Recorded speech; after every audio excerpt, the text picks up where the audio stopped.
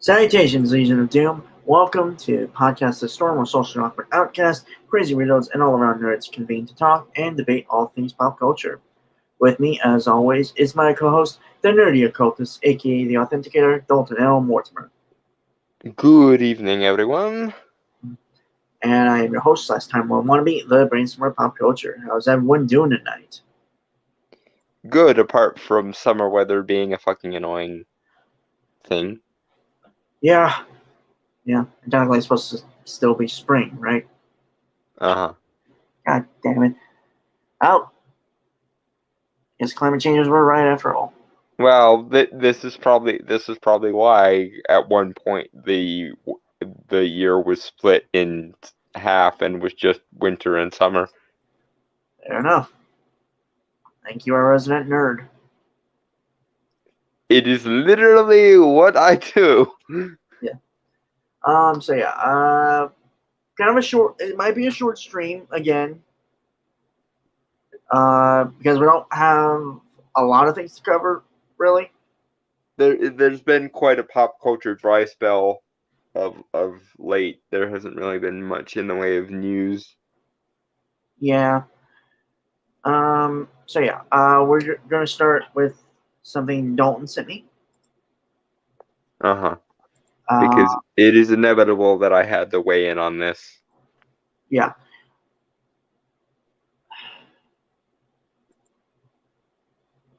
Okay. So this is from menshealth.com, which really is surprising, not even gonna lie. Yeah, that was the thing that made me do the biggest double take. Apparently, this is the original source of the article, so I'm just like, have Men's Health also gone the GQ route of basically becoming feminist propaganda? Because for those that don't know, GQ, otherwise known as Gentleman's Quarterly, has basically just become Gynocentrist Quarterly recently. But even so, I'm not really sure what this topic has to do with men's health in particular. It honestly could just be a way to get traffic on their site. That is also true, I suppose. To be fair, I didn't know this website existed until this article. So. Uh-huh. Alright. So Kevin Feige says he regrets whitewashing in Doctor Strange cast. It was a wake-up call to say, well, wait a minute, is there any other way to figure it out? Is there any other way to both not fall into the cliche and cast an Asian actor?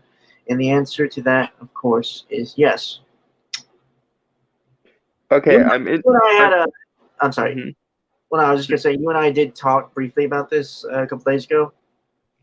Yeah, the problem with the Ancient One is there was no win state, really, as far as I'm aware, for the Ancient One, because no matter which way you sliced it, it would have ended up pissing one or more people off, or one or more side of the issue off, because you cast it straight, you cast it, as close to the comic as possible. You get an old Asian guy in there, and that's the, wise old Asian stereotype. You cast an Asian woman, like say Michelle Yao in there, and or Yeo. I can't. I'm not really sure how her last name is supposed to pronounce, but I tried. Um, but you cast her in there or somebody else, and it becomes a riff on the Dragon Lady stereotype. You cast a black man, that's your, magical Negro um archetype in there. And it also probably would have gotten nailed for um ripping off the Matrix. You cast a black woman in there, and it's ripping off the Oracle from the Matrix. You cast a white guy in there, you're done. And you fail to, if you actually acknowledge that the Ancient One is from Tibet at all, and you've pissed off China, which incidentally is where Doctor Strange 1 made most of its money, because apparently the Chinese people and I share sensibilities to some extent. So I'll be interested to see what Kevin Feige says the proper answer would be, because in all honesty, the only way you could have gone with it is someone so androgynous that they don't really register as anything, which is what Tilda Swinton is good at.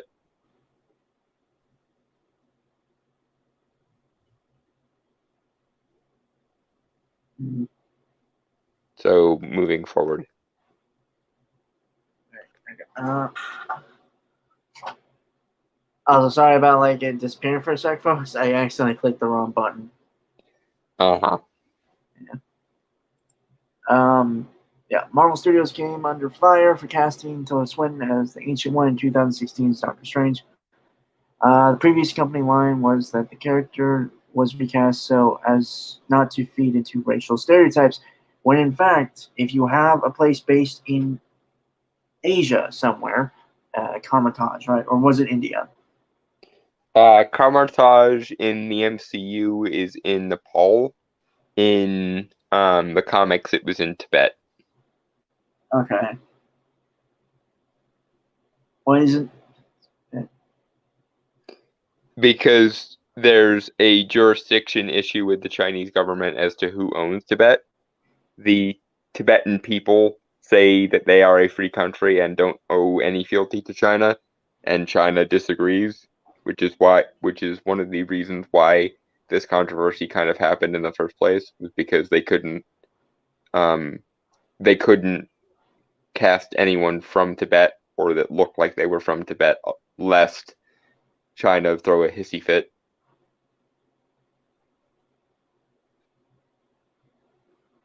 All right. Okay. I'm sorry. My brain shut down for a sec when you were talking about that. Mm-hmm. Um. Short version is because China are a bunch of whiny bitches and need to get their fucking hands off of countries that don't belong to them or don't wish to belong to them. Okay. Um. Right. Okay. Sorry. Checking something real quick. All right. Yeah. I mean, like you could have cast. Honestly, you could have cast like a legit Indian dude to play the ancient one or something. That would have Just, probably come under fire for racial insensitivity. Are you saying all brown people look alike? that's what they are saying if they get up in arms about this bullshit. Yeah, but again, it's one of the situations of no There's matter no, which way you slice it, it would have not gone well. yeah, there's no winning this. So anyway, okay. The company line was that the character was recast so as not to feed into racial stereotypes, but Marvel Studios president Kevin Feige now believes this could have been better handled. Could have been handled better. Is there any any other way to both not fall into cliche and cast an Asian actor? And the answer to that, of course, is yes. He says in the new Men's Health cover story. Yeah, Okay. like I've been thinking about this recently because of this whole story, and in all honesty, what would have been a really interesting casting would have been Keanu Reeves, because people were already making Matrix comparisons to Doctor Strange when the trailers were dropping and shit. And Scott Derrickson, the original director of the first Doctor Strange, said he wanted to make Doctor Strange a mind trip action film in the vein of The Matrix. So had Keanu Reeves been the Ancient One, it would have been Neo sort of passing the torch of like mind trip action film hero status. It would have given us Keanu Reeves playing a role, which post John Wick, I have no problems with him playing basically anything. And Keanu Reeves is technically Asian, so it would have filled the quota without Also, pissing off anybody. I believe technically Hawaiian as well, right? He's part Japanese, I believe, and part Samoan, I want to say. He's badass hell, not gonna lie. Yeah. And in any case, regardless of all this racial voodoo bullshit, Keanu Reeves is a really good actor, and it would have made a really interesting fan canard to have Neo from the Matrix basically taking on the Morpheus role for the next generation of Mind Trip film.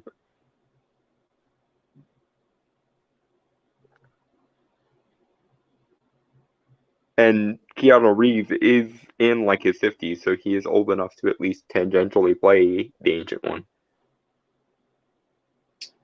Especially with the beard that he grew for the John Wick franchise. He already kind of would look that way. And he's Canadian, apparently. Yeah, Keanu Reeves is just a weird cocktail of awesome. Kind of like you. Thanks. Uh-huh.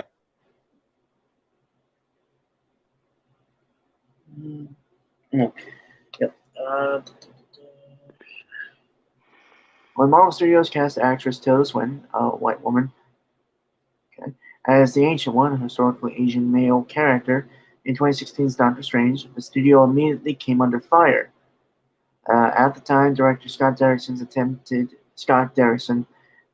to apologize and explain the cast choice away, telling the Daily Beast, "I really felt like I was going to be contributing to a bad stereotype," elaborating that he initially made the choice to make the character female, but when he envisioned her played by an Asian woman, she was a straight-up dragon lady.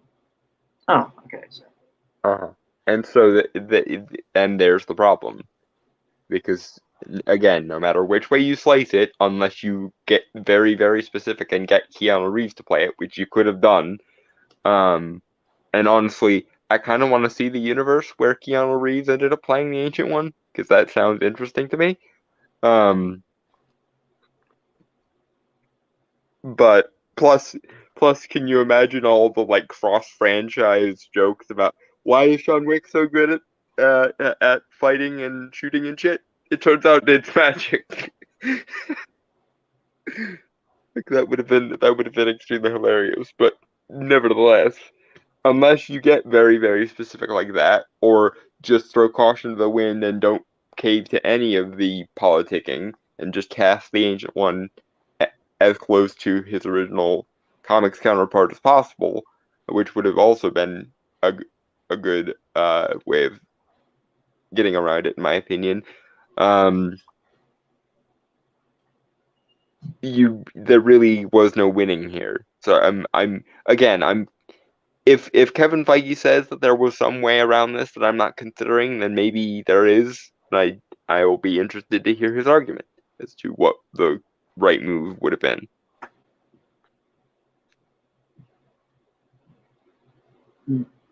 Moving forward. Yeah. Okay. The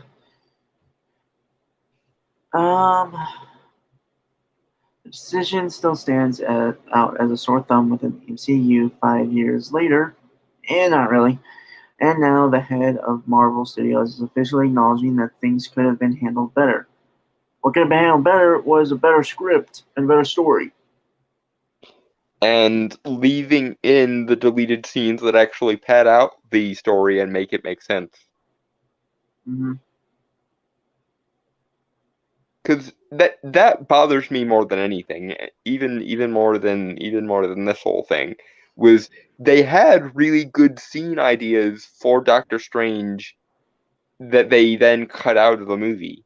And I think that if you had left some of those in particular, in my opinion, the dog scene, it would have massively improved on the quality of the movie.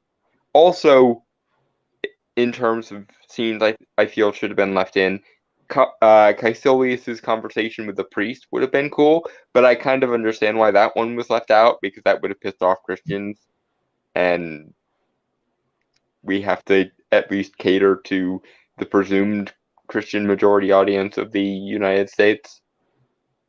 So that one I guess is fair, but he should have left the dog scene in, because that would have shown that even at his weakest point there is something redeemable about Stephen Strange, and would have explained why Mordo chose to help him in the first place. Whereas in the theatrical version, such as it is, Mordo just sort of picks him up because reasons, and we're never really given a reason as to why.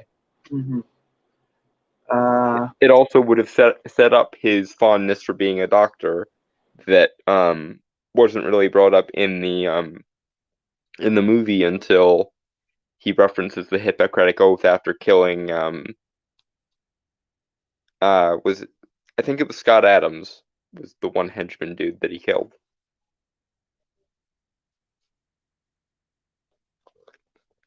Yeah, moving forward.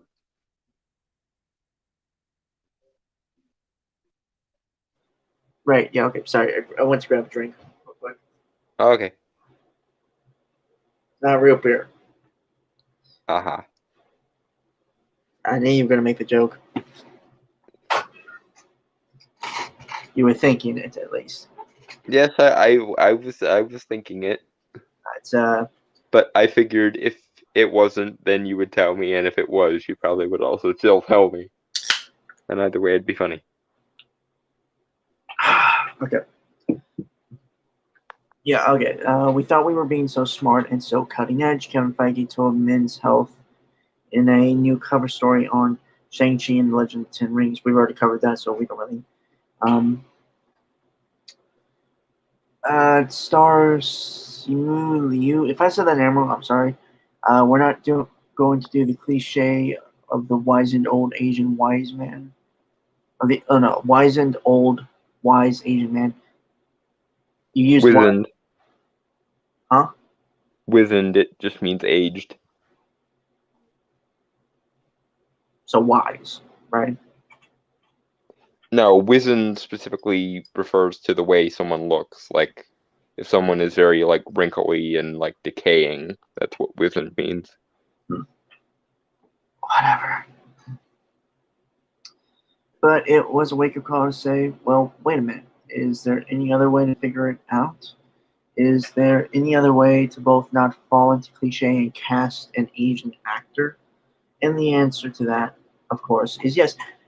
See, the thing is like cliches and stereotypes are there, but you can play with them. I mean, like, and again, like, I'm not trying to toot my own horn or anything, and like, this might be going off topic a bit, but don't feel free to like attest or Mm-hmm. disagree with me. You know, I've told you a lot about stories and characters I've worked on in the past, and Mm-hmm. clearly there are like stereotypes and cliches that I've worked with, but I have been to make work for my kind of writing style and for the character and the story itself. Mm-hmm. And like, you could do the old wise Asian man or dragon lady or whatever, but still make them unique. It's just like you just need to use that base for what you want that character to be, Mm-hmm. for the sake of the story. And not to shit all over the parade or anything here, Kevin, but you do know the character is dead, so any realizations now are kind of irrelevant, because unless you're going to bring her back like you kind of did in the cameo for Endgame again, or unless the next movie is gonna have to do with somebody like Mephisto or Nightmare or somebody snatching her soul, and Strange and Mordo having to team up to get her soul back, which honestly would be an interesting um idea, but this kind of makes me think you're not going to go there. the character is gone, so you don't need to really like. This is sort of Monday morning quarterbacking. These are thoughts and conversations y'all should have had while you were casting it. Again, probably the easiest one off the top of my head would have been Michelle Yao.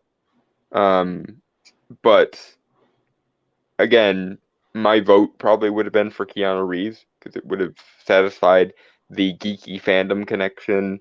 It would have satisfied the racial component, and it would have made him an atypical enough version of the mentor character to kind of play against type enough that it wouldn't have counted quite as much. So, yeah, there are probably ways around this, but if you really wanted to use them, you should have used them back in late 2015 when you were still casting.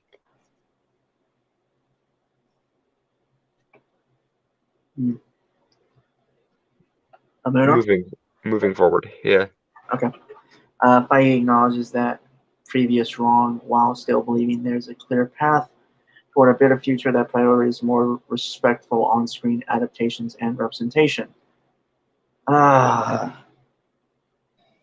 this is where I weep because I realize that one of my characters is instrumental in Kevin Feige deciding to wokeify the MCU, and weep and death and pain. You know what's weird? Like, you could have cast anyone to play Stephen Strange. Well, okay, maybe that's not true. Obviously, what I mean by that is, like, you could have cast a great actor to play Stephen Strange. Yeah. Regardless of what he looked like, you know? Yeah. I mean, hell, the guy you did cast has an amazing British accent, and you don't even let him use it. And there's no reason why Stephen Strange couldn't have had a very posh British accent, because despite the fact that he's American, Stephen Strange has always been like unusually posh for an American because he was always very upper crust. Mm-hmm. Honestly, what I really would have liked to see, some like in terms of person, God, I'm trying to remember his name. He's usually played like kind of bad people, but he's a great actor nonetheless. Okay, you're gonna have to narrow it down for me a little bit. I'm gonna look him up real quick. It's an African American actor, I believe.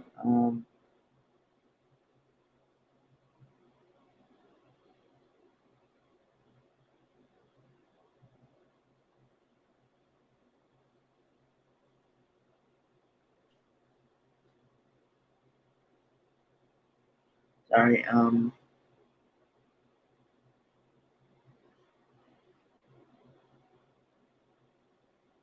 Okay, so this is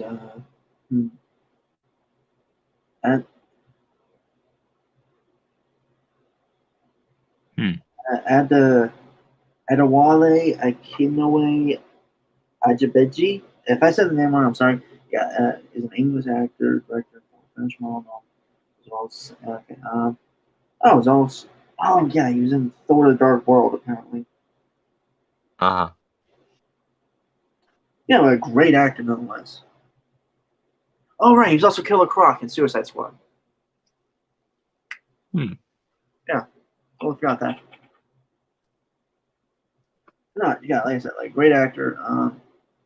Yeah, he's like I would have gone a little bit of a different route. I probably would have gone with Gary Oldman or Hugh Laurie if it were up to me, but I'm gonna be honest. I think Gary Oldman's a little too high profile of an actor to play Doctor Strange, which I realize that.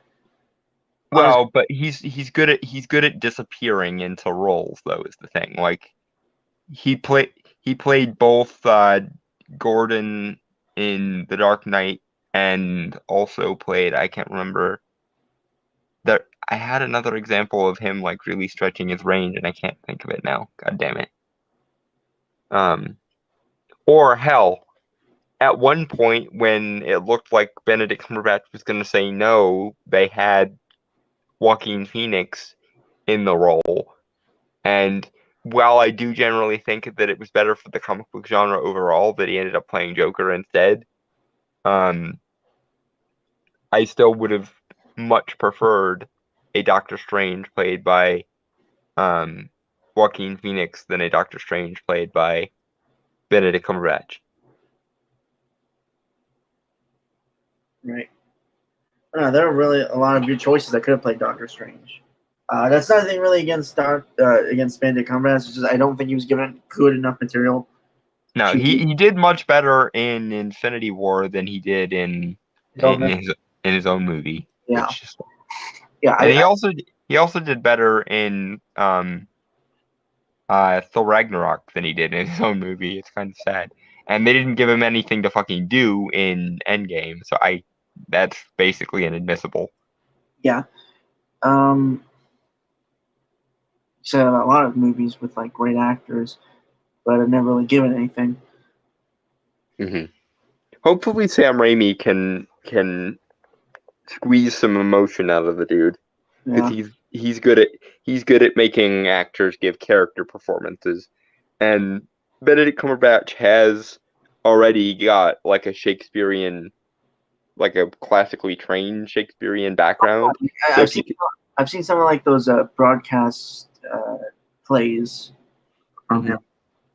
So if Sam Raimi can somehow take the Shakespearean classically trained aspect of Benedict Cumberbatch and add in a very compelling, like grandiose character performance somehow, then we might be actually off to the races. But that's a big if at this point. Shall we? We shall. In the story, he reveals that the story of Shang-Chi comes from a binder that existed since Marvel Studios' inception, filled with great characters who could make great movies regardless of how famous they were. Okay, that's good. That's good. See, I like no, that. yeah, that I will always have massive respect for because I've always been of the opinion that just because a character is obscure doesn't mean they necessarily deserve to be. They just haven't always gotten a fair shake. Mm-hmm. And if the MCU has shown us anything, it's the power of what happens when you give characters a fair shake or even just a half decent shake. Because I wouldn't necessarily call Doctor Strange 2016 a good representation of the character, and yet he's still a lot of people's favorite characters, even though he wasn't even a good adaptation of the character necessarily. Which just goes to show you that even a bad version of Doctor Strange is still freaking interesting. And if we ever actually get a good version of Doctor Strange, that character will become the next fucking Iron Man. Yeah.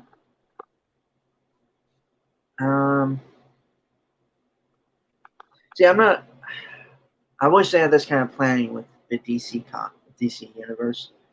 Honestly. Yeah, hopefully after Black Adam, they will get it through their thick skulls and actually develop a universe. Anyway, and since Marvel Cinematic Universe movie is now basically equivalent to a Disney-owned branch of the U.S. Mint, those are chances the studio is more comfortable taking. Okay, I don't see. I got nothing to say to that. That's yeah.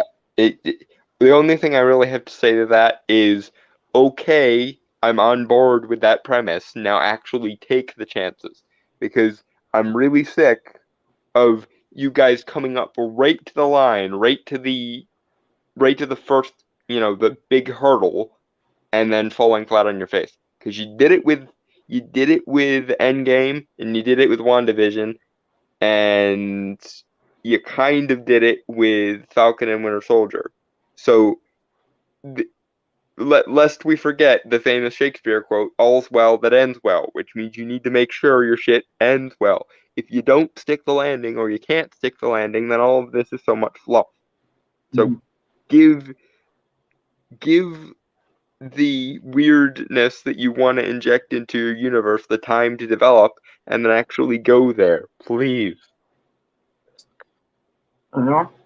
Moving on. Feige realized early on that the popularity of Marvel characters didn't really play a huge role in determining the success of their film adaptation. The studio had two early hits with X-Men, which had been the company's most popular comic for a long time, and Blade, which most people didn't even realize was based on a comic. Uh, that sort of proved early on that it wasn't about how famous the character was, but about how great their potential was for becoming a cool movie or series of movies. He And said, again, totally on board with that. mm-hmm. But you have to actually deliver at some point. "Yeah, but that was because like the creators involved didn't say we're just making good shit, nothing more. That's what mattered." Well, as good as they could manage in the fucking late 90s and early 2000s. But Okay, I'll grant you X-Men, but you will not shit on Blade, motherfucker. I'm not shitting on Blade. I'm just saying if it had been made today, it could have gone a lot weirder. And I hope that the new one does. That's fair enough, but still, it's a good movie. I'm not. Anyway, yeah, okay, and Shang-Chi has had that potential for so long. Okay, I don't really care about Shang-Chi, but whatever. But see that therein lies the problem. I agree with you that Shang-Chi does have potential, especially when you throw the concept of the Mandarin being his main villain in there. But judging by the Shang-Chi trailer or Teaser teaser trailer. or whatever, you haven't touched any of the actual potential of Shang-Chi. Shang-Chi should, by all rights, be a mixture of Wu Assassins from Netflix and Big Trouble in Little China. It should be Marvel's Big Trouble in Little China. But you're not actually letting it go there. And the Mandarin, you've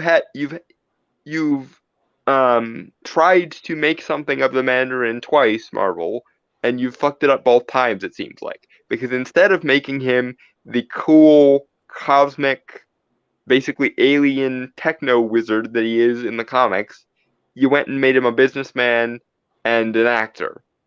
And that's just stupid. When people like me say we want the Mandarin, we mean we want the Mandarin that we grew up watching in the Iron Man animated series, which is where I um, learned basically about the Iron Man mythos and the Mandarin. Oh, Um, well, he's the old fart. I learned Iron Man from Armored Adventures. I I liked Armored Adventures, but they kind of they kind of made the Mandarin a little bit too normal for my liking. Um, I have to disagree, but whatever. but point being, when people say we want the Mandarin, we're not talking about a businessman or an actor. We're talking about we want the weird techno space wizard. What has an army full of rejected Power Rangers villains like Hypnosha and MODOK. That's what people like me mean when we say we want the Mandarin in the MCU. So the fact that you've had two cracks at the Mandarin now, and it looks very much like you're gonna fuck it up, and you called the movie Shang-Chi and the Legend of the Ten Rings, and the Ten Rings are thus far nowhere to be seen. The actual rings themselves are nowhere to be seen, or their various powers are nowhere to be seen, and that is fucking annoying. So again, here I don't disagree that you have to, disregard the overall popularity of a character and focus more on what they could be if they were just given the time and the sun to um make their case alongside the other ones. But again, you actually have to deliver on that potential if you want to get anywhere.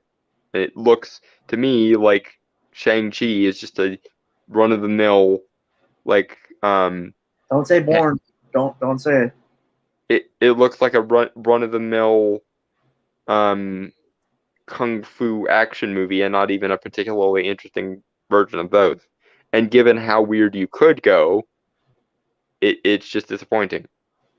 Like the final boss for um Shang-Chi and Alliance should be the Mandarin summons Fing Fang Foom, and then we get Shang-Chi versus a freaking space dragon. That's what it should be if we were actually playing with the potential of the characters involved. But it doesn't look like we're going to go that far, and it annoys me. Because it's... Sorry, it's just I feel like you're going to go on a real big ramble. Yeah, sorry.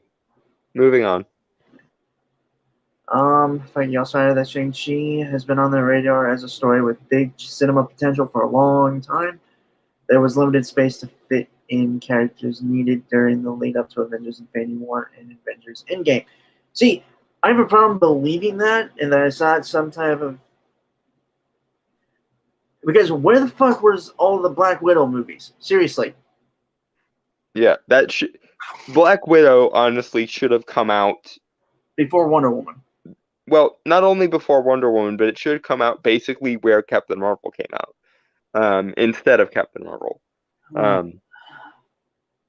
And what's more, if you had done the Mandarin correctly in Iron Man 3, which you could have easily done because it was post Guardians, or it would have. I actually can't remember. Was Iron Man 3 before Guardians or after Guardians? I don't remember, man. I honestly in either case, it either came out after Guardians and therefore would have fit in nicely with the cosmic side of the Marvel Universe, or it came out slightly before Guardians and thus could have set up for Guardians. But yeah, if you had done the Mandarin correctly in Iron Man 3 instead of pulling the bait and switch rug pull with, oh no, he's just a terrorist, oh no, he's just an actor bullshit, and you had actually given us 10 rings that actually do things instead of just him using them as like an aesthetic choice, we wouldn't have this problem. It's kind of like if you had gotten somebody who understood Iron Fist to do an Iron Fist series, he could have actually made a decent character. But you got Scott Buck to do it, and Scott Buck is the Joel Schumacher of the Marvel Universe, so it failed. But point being, you had 10 years. Don't sit here and tell me that you didn't have time. And what's more, now it's been 10 years, so you don't need to go grounded anymore, or you don't need to at least be as grounded. You can still have grounded characters every great now and again, but you spent 10 years setting up basically everything you need to get into the weird cosmic stuff that people come to comics for. So the problem I have with Black Widow, albeit to a lesser extent than with Shang-Chi, is it seems like they're starting phase 4 almost as though they're having to start from scratch, and they don't have to start from scratch. They've spent 10 years setting up how weird the Marvel Universe can be, and they're not doing anything with it for at least two movies in phase 4. And I'm kind of skeptical if they're going to go as balls to the wall as they should with Eternals. Even though Kevin Feige himself has promised that we're supposed to go full Jack Kirby with Eternals, which is the correct answer, by the way. Moving on.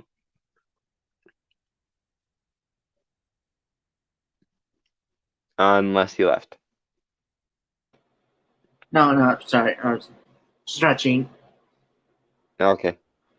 I'm there's a running gag at this point, and probably going to be on merch or something whenever we actually ever get that. I am tired. Uh-huh. It's been a long couple of days, so I don't blame you. Yeah. Okay. Okay. Once we finish what we call the Infinity Saga, we rolled up our sleeves and say, "Okay, what's next?" See, you know what? I'll save my thing for after. Let me start over. Once we finished what we call now the Infinity Saga, rolled up our sleeves and said, "Okay, what's next?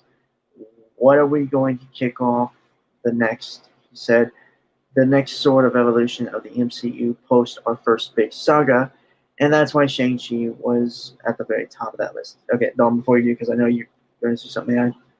It's Okay. relatively brief. Mm-hmm. If you don't like, okay, I get it. Like, it's 10 years you have to plan out for, like, for this whole big saga, first quote unquote saga. Mm-hmm. I get that.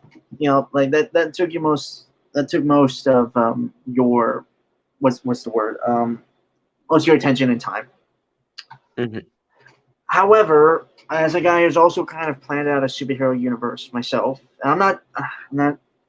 God, that sounds such egocentric. God, Just go. Just go. It doesn't sound as bad as it sounds in your head. all right. It just, I think it would have made a lot of sense if you had planned already in place after, after the initial like saga. Yeah, after Endgame. Yeah. And Um. I agree. I to put my own spin on what Brainstormer was just saying. I understand not, planning too far ahead of the Infinity Saga when you were back in, when, um, maybe Age of Ultron came out. That would have been premature. But you sure as hell could have started planning for the next set around the time of, oh, I don't know, like um around the time Civil War came out. That would have been a perfect time to be like, okay, so this is because Civil War was basically the linchpin um that tied the street level side of the Marvel universe together with the or would have it got all the street level characters together and showed, okay, this is kind of what we're working with on the street level. And then you had Guardians 2, Doctor Strange, Thor Ragnarok, and all that other stuff to kind of work in the cosmic and mystical side of things. And to me, there is no reason why you can't kind of plan connections in between projects too. So like you could have, while you were making Thor Ragnarok, been like, okay, we have Hela, who is literally the goddess of death, and we have Thanos in the first Avengers movie smiling when the other, his henchman there, is talking about to challenge them is to court death. And we all know that Thanos' big end game, for lack of a better word, and yes, that I did intend for that to be as ironic as it came out, but it did. Um, we all know, those of us that have read the comics, that Thanos is doing what he's doing to impress the embodiment or the embodiment of death. Now, you couldn't have done the cosmic abstracts very easily, but what you could have done, especially considering that the Black Order was missing a member, you guys axed Supergiant, and also Loki was working with Thanos, so we already have it established that the Asgardians don't mind working for Thanos. What you could have had happen is have Thanos see Hela, fall in love with her, and she could act as his second in command as the goddess of death that Thanos could then sacrifice half the life in the universe to impress. And she could have taken Supergiant's spot in the Black Order, so it would have made sense that she's there, and it also would have made more sense because you casted Kate Blanchett as Hela and then basically didn't use her apart from like as a one-off gag villain, which is just a waste of potential. And everyone would have been on board with the fact of like, okay, he's killing half the life in the universe to get in good with his girlfriend, who is as beautiful as Kate Blanchett. And I don't think many men on the planet would have been too uncertain of that because I'm pretty sure a lot of guys probably would have also killed half the life in the universe if a supernaturally powerful version of Kate Blanchett asked them to. And it would have been a nice spin on the comics. It would have been an interesting um, original spin for the MCU, it would have played the hand you're dealt more effectively, and it would have tied everything up nice and neatly. But instead, you just sort of made a plan 10 years ago and didn't do any introspecting in between now and then, apparently, which is just dumb. Because I get the wanting to stick to the plan, but you also have to be willing to play the ball where it lies and make things up as they go, so that when things change, it doesn't completely ruin your world building.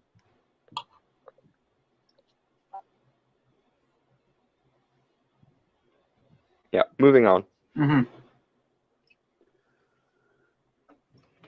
Um, and because Shang-Chi is a fairly obscure character, the studio can rewrite and modernize his story in ways that would be far less noticeable than updating more widely known stories like those of Captain America, Spider-Man, or the Incredible Hulk. And Feige believes that Liu is the perfect man for the updated story. Okay, I understand the need to update Shang-Chi, but there's plenty of room to update Shang-Chi just in the idea that the Mandarin is his Father. main nemesis.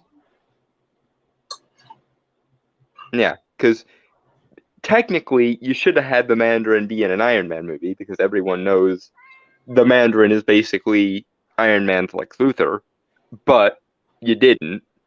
So now what you could have done is have the Mandarin, have him actually be the space techno wizard with the, you know, one-off villain army that he has. Have characters like Hypnosha, Fing Fang Foom, and MODOK in there, and have Shang-Chi fight him with mystical kung fu like something out of Wu Assassin or Big Trouble in Little China. That sounds like an interesting movie. But instead, you just made the Mandarin a generic businessman dude. You turned the 10 rings from actual artifacts into an organization, therefore pissing off 90% of the people who wanted you to even touch on the Mandarin for the second time. And you turned Shang-Chi not into a mystical kung fu badass that could have also been used to tie into things like Doctor Strange and maybe even Eternals if you used like celestial energy as the power source for the rings, but into just a generic action movie that we've seen 1,000 times with no major like special effects or anything. And you wonder why China was pissed off, because China actually seems to like the weird things. And they also don't like the Asian pandering, but that's a different conversation. Honestly, that last part I'll call bullshit too, just because I mean, Shang-Chi doesn't really technically have to be Asian pattern. It could just been a movie. Yeah, but that's the way they marketed Shang-Chi was very much, don't you love us having an Asian character in our movie, China? And China was just like, no, we go to American movies for American movies' sake. We don't want the pandering.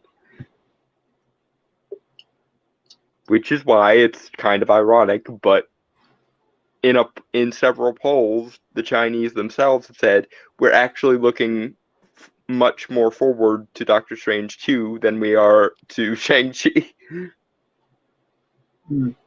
Okay.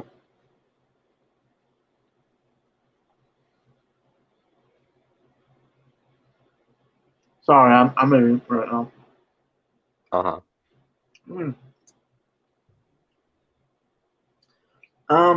It's about having a foot in both worlds, he says, in the North American world and in China. And Simu fits that quite well.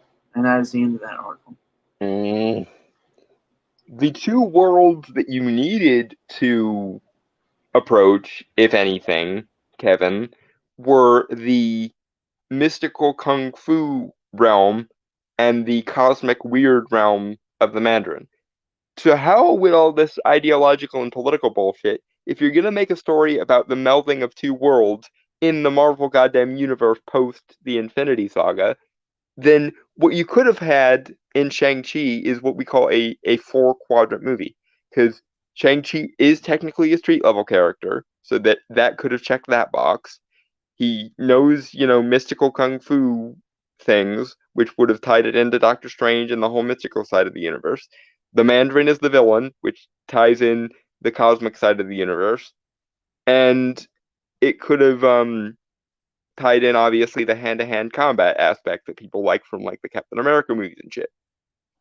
That Shang-Chi could have been the most four-quadrant movie in terms of like the scope that the MCU has ever had, but instead, just a generic action movie that panders to China in a way that China hates. But never mind. Yeah. Moving on. Hmm.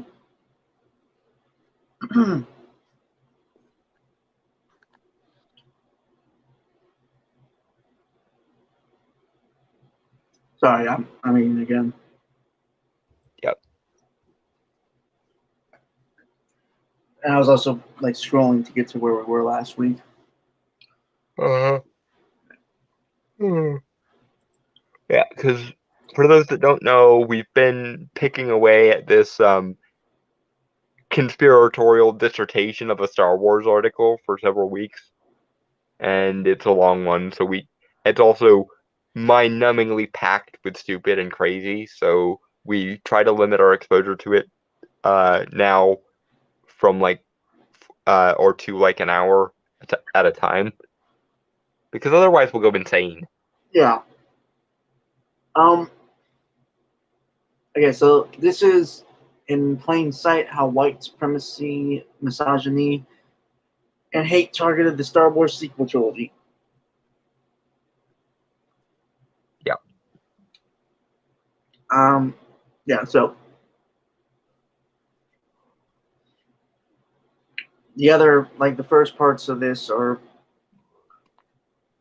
in the last few, I wouldn't say last few, but are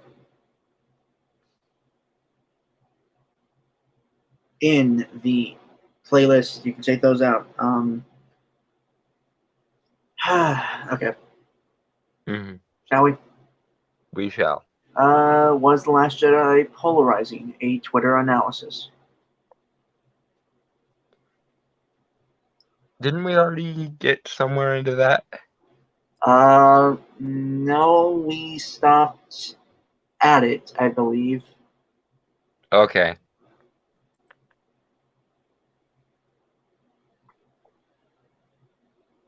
Go ahead.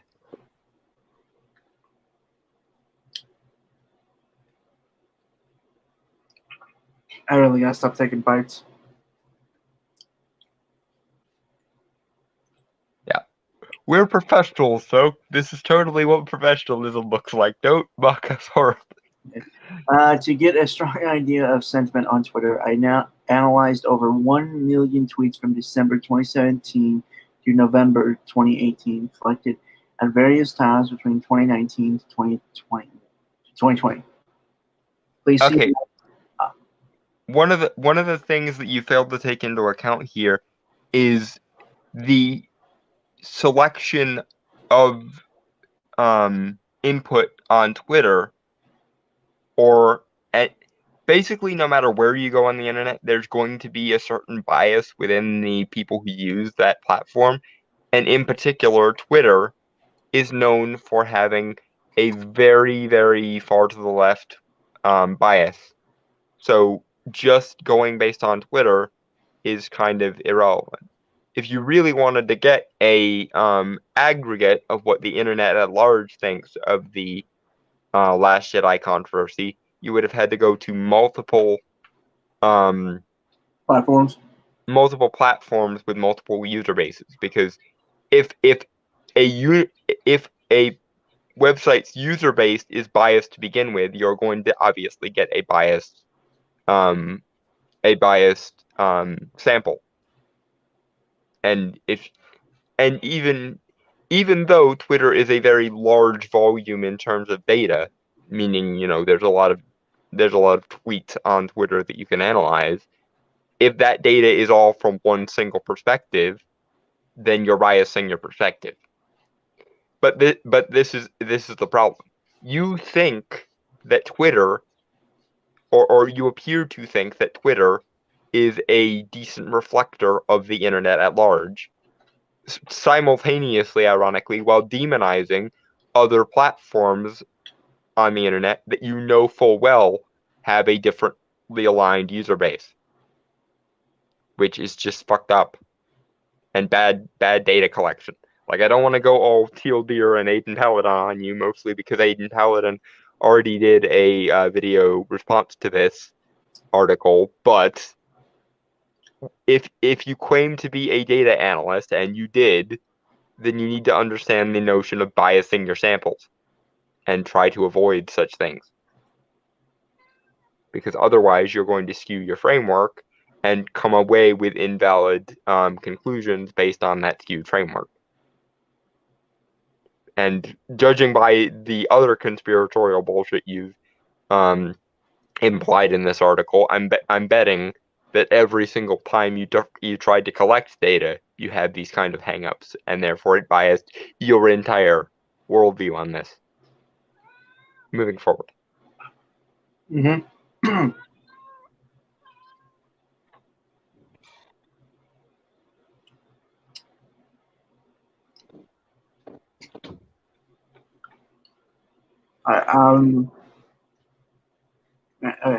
Please see the methodology section at the bottom of the article with full details. It will not use two different methods to analyze sentiment. One, the positive to negative sentiment ratio of top words by volume, and two, positive to negative sentiment ratio of top tweets, defined as any tweet with 1,000. Okay, symbol is that greater than or less than? I think it's greater than. Yeah, where like it's facing the left. If it's facing the actual number, then it's greater than. If it's facing away from it, it's less than. Okay, yeah. So with greater than 1,000 engagements. I mean, like overall, that method doesn't seem too bad. To be fair. Other than the fact that he failed to take into account the actual user base of Twitter in his analysis. Yeah. Which I've already gone over, so I don't need to go over it again unless he makes another stupid claim. Both methods allow for manual correction of what constitutes a tweet as positive or negative. This means that the analysis is not left up to simple matching of positive or negative words. The keyword matching method can be misleading because, for example, a tweet containing the word liked would be classified as positive when matching positive keywords in a set to positive keywords in the data. However, most tweets using the word liked include the video "I liked a video on YouTube." This tweet is actually neutral and can skew the model. Furthermore, tweets that are positive can use negative keywords and vice versa. I have nothing to say to that. Yeah, that's actually a fairly decent point for once. Mm-hmm. All right.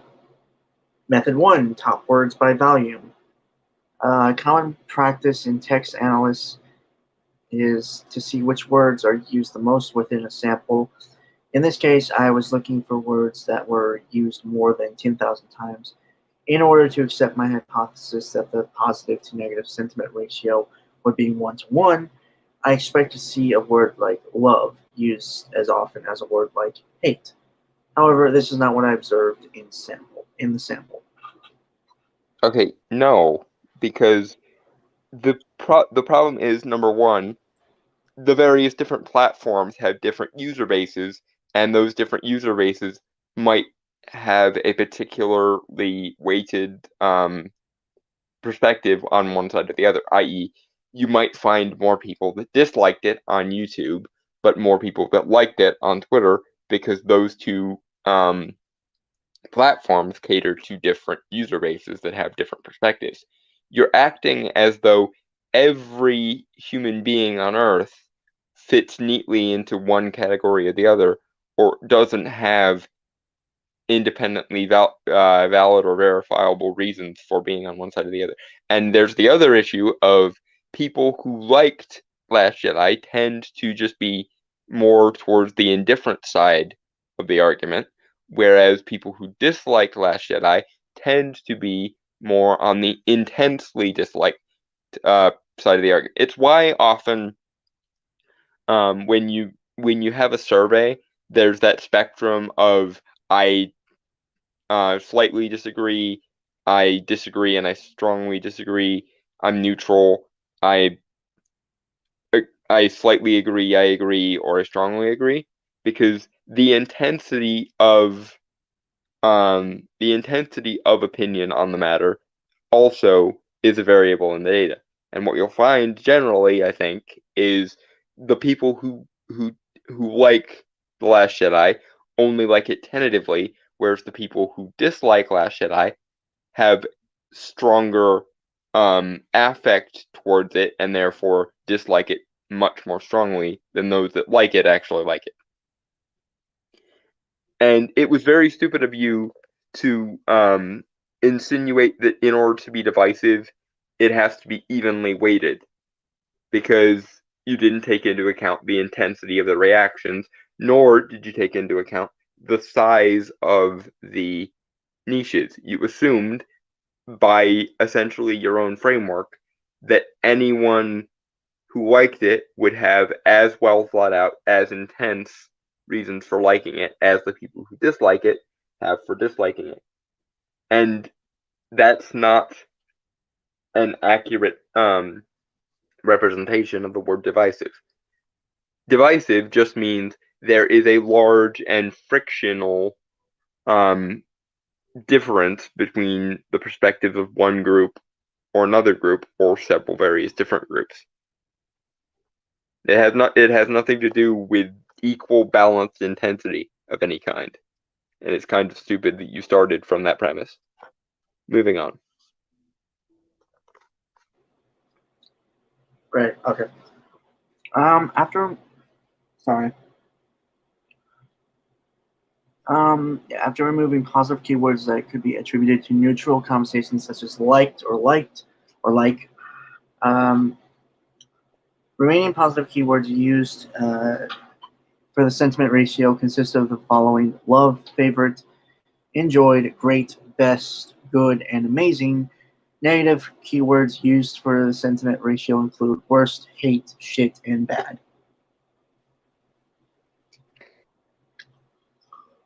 I'm gonna find it extremely hilarious if he found out the people who dislike it actually outweigh the people that liked it. I think that's where he's going, but okay.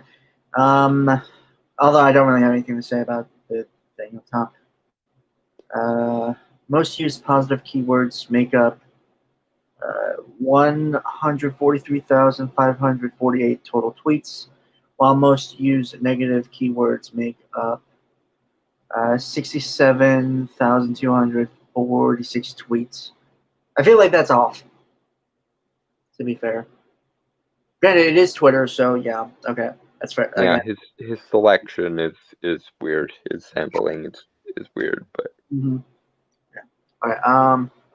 There's a positive to negative sentiment ratio of 2.1 to 1, meaning that conversation about Last Jedi on Twitter likely leans positive. yes, because the sample itself is biased, because the user base of the platform are more likely to belong to a single framework.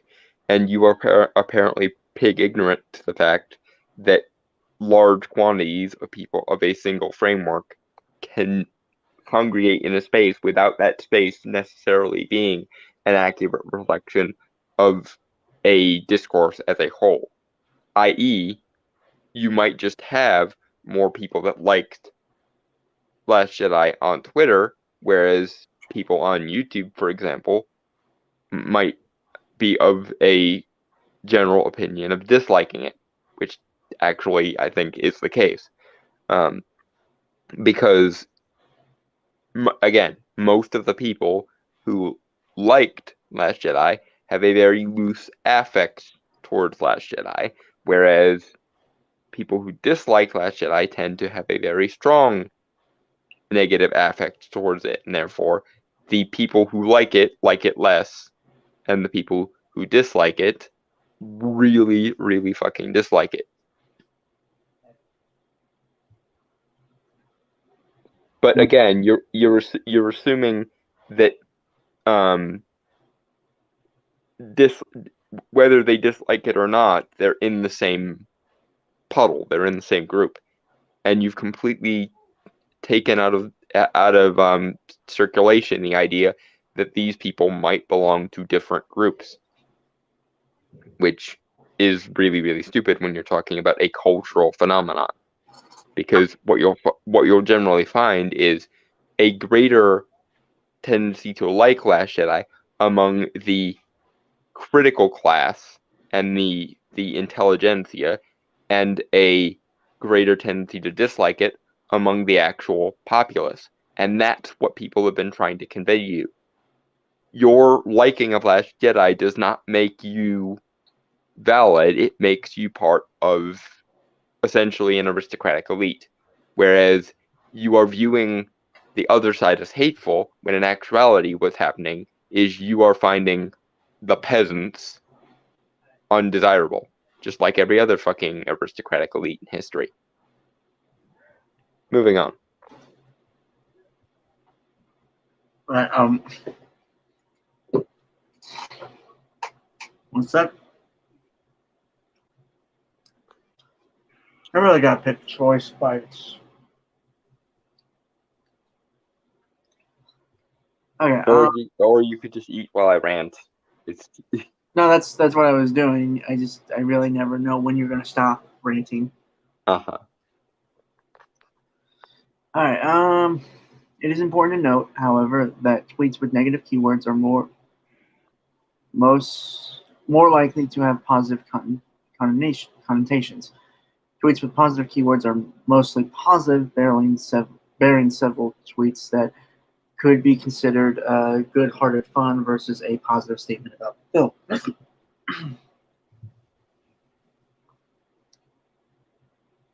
I don't know what he means there. I don't know if I just didn't catch it or if he didn't explain it well, but I don't know what he means there. I don't know either, honestly. This part right here is kind of where I think I'm not going to be the best. Yeah, I'm not going to be the best in terms of talking. Because of the techno babble? Yes. Okay. Okay, for example, the two visualizations below show all tweets mentioning The Last Jedi with positive keywords, visualization A, and top negative keywords, visualization B, respectively. The tweets have been separated into two groups. One, tweets that are at or above the number of average engagements per tweet, and two, tweets that are below the number of average engagements per tweet. There are no statistical significant differences between average engagements, replies, comments, and likes per tweet for top positive versus top negative keywords. Both keyword groups have about 10 average engagements per tweet. Okay. Tweets with negative keywords consist of a handful of tweets that have engagements significantly above total engagements of other tweets. The majority of these tweets are not negative towards The Last Jedi, but instead are mostly tweets in defense of the film that contain negative keywords.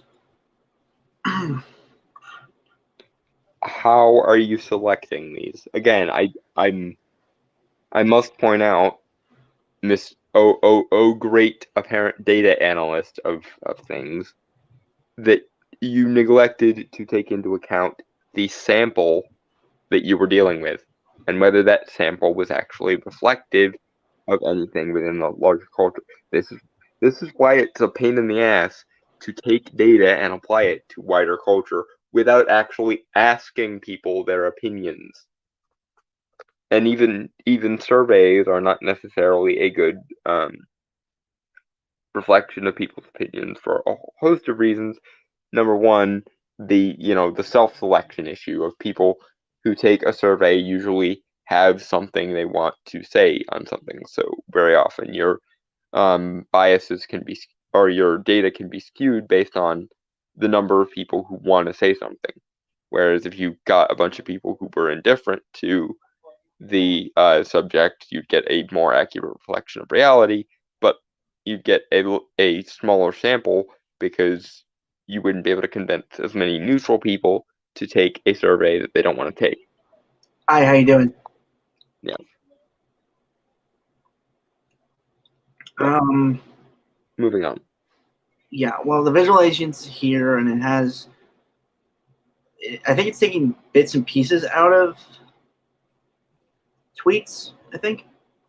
Yeah, and this is why the keywords thing really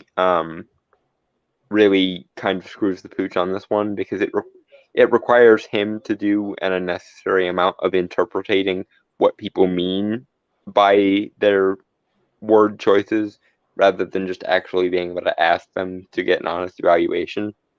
Yeah. And again, the sampling issue of it being Twitter is a problem as well.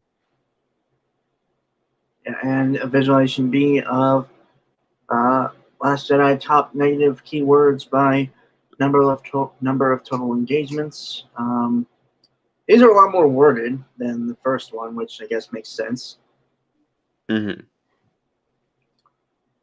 Again, if you guys want to read this yourself, which I don't know why you would want to torture yourself like that.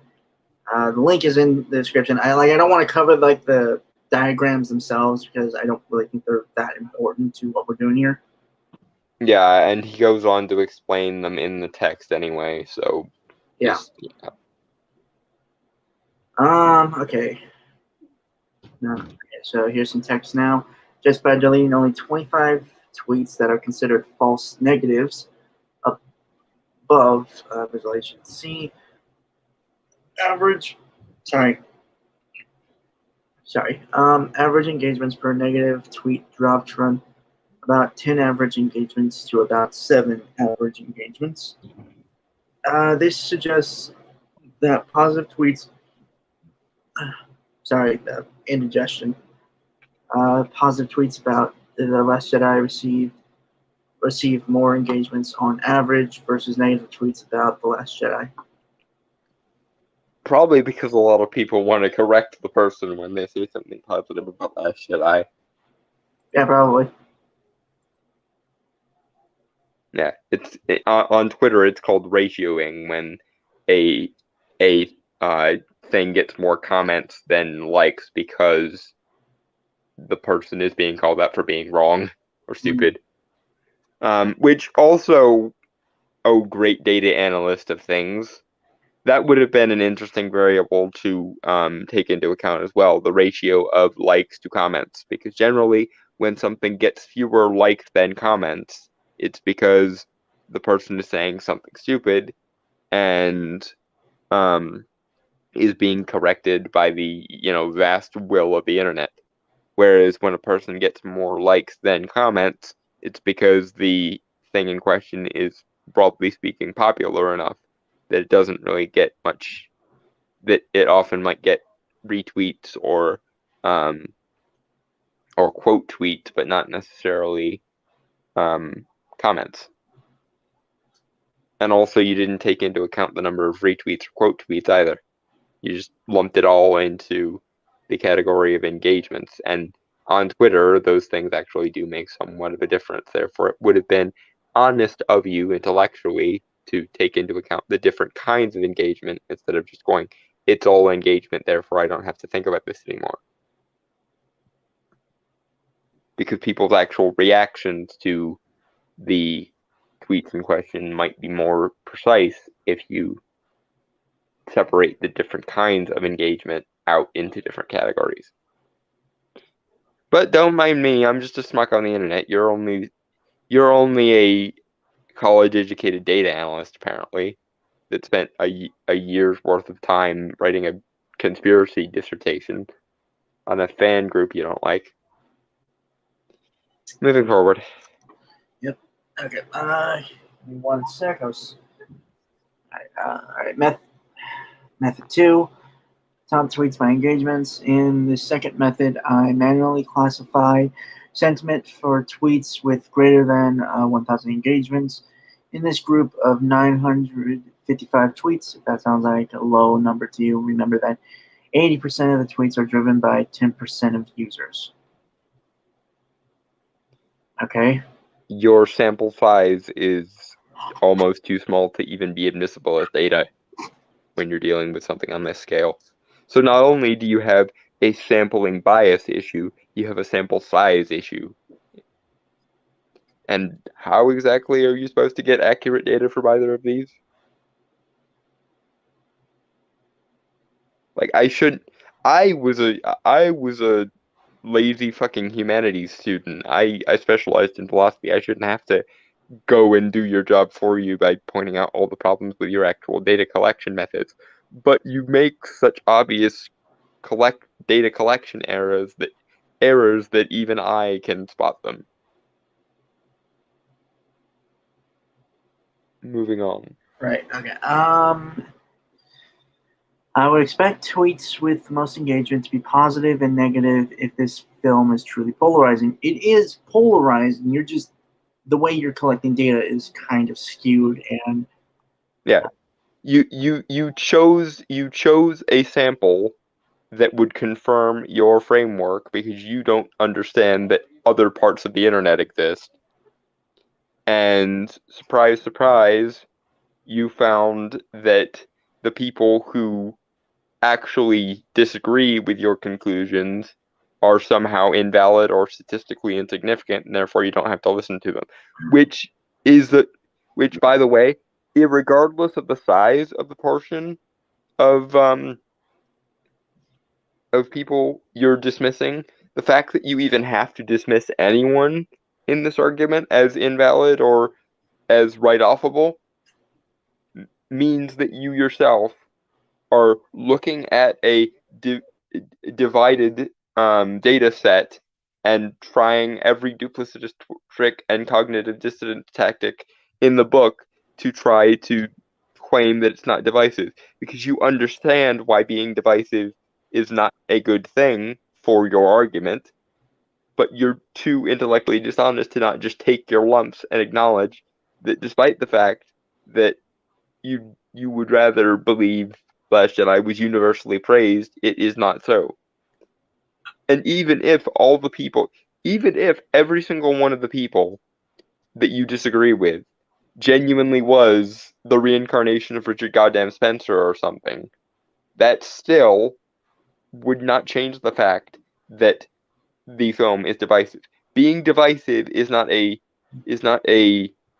authoritative badge or a value judgment. It's a simple description of the way a given product is received by the culture or the user base at large, and does not change just because you can write off half of the argument. Moving on. However, there are more positive tweets in the sample versus negative tweets, with a positive to negative sentiment ratio of 3 to 4 to 1. 213 positive tweets versus 62 negative tweets. Did you take into account the actual impact of the tweets as to how well or not they were received?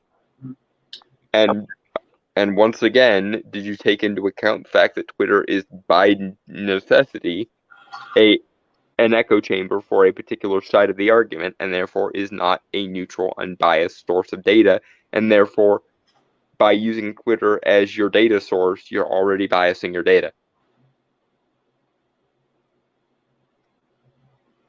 Moving on. Right, okay. Last here before the diagram. This means that tweets with the most engagements mentioning The Last Jedi are positive. And for evidence, it does have Okay, and again, I must point out the fact that different kinds of engagement on Twitter mean different things. So if the positive tweets got very few likes, but got a bunch of comments and retweets correcting them, that doesn't indicate a positive view of the film. That would in fact indicate the direct inverse. But if they got a bunch of likes but very few comments, that would actually indicate that they did genuinely like, that the sentiment at large was a fucking perspective in favor of the film. But because you just lumped everything into the category of engagement without parsing the different kinds of engagement, you've basically just muddied any data that you can get from this particular section of data, which makes you automatically fail even before you try to interpret your data and draw conclusions from it, which we've already demonstrated you're not very good at to begin with, but that's a different story. Moving on. Right. Okay. I also wanted to know who was behind these negative or positive tweets. I found that across both positive and negative groups, accounts belonging to journalists and news publications drive conversation. Also, a quarter of positive tweets and squiggly. What's that squiggly line? 20% of negative tweets are tweeted by accounts associated with journalism. Okay. This makes absolutely no difference to your data at all. Unless you're going to somehow finagle it so that the journalist opinions are more valid than the non-journalist opinions, which would again mean you unintentionally enforcing a class divide and insinuating that the peasants' opinions don't matter and that they can't even be enough of a part of the conversation to count as being divisive when they dislike something that the authorities like. Dumbass.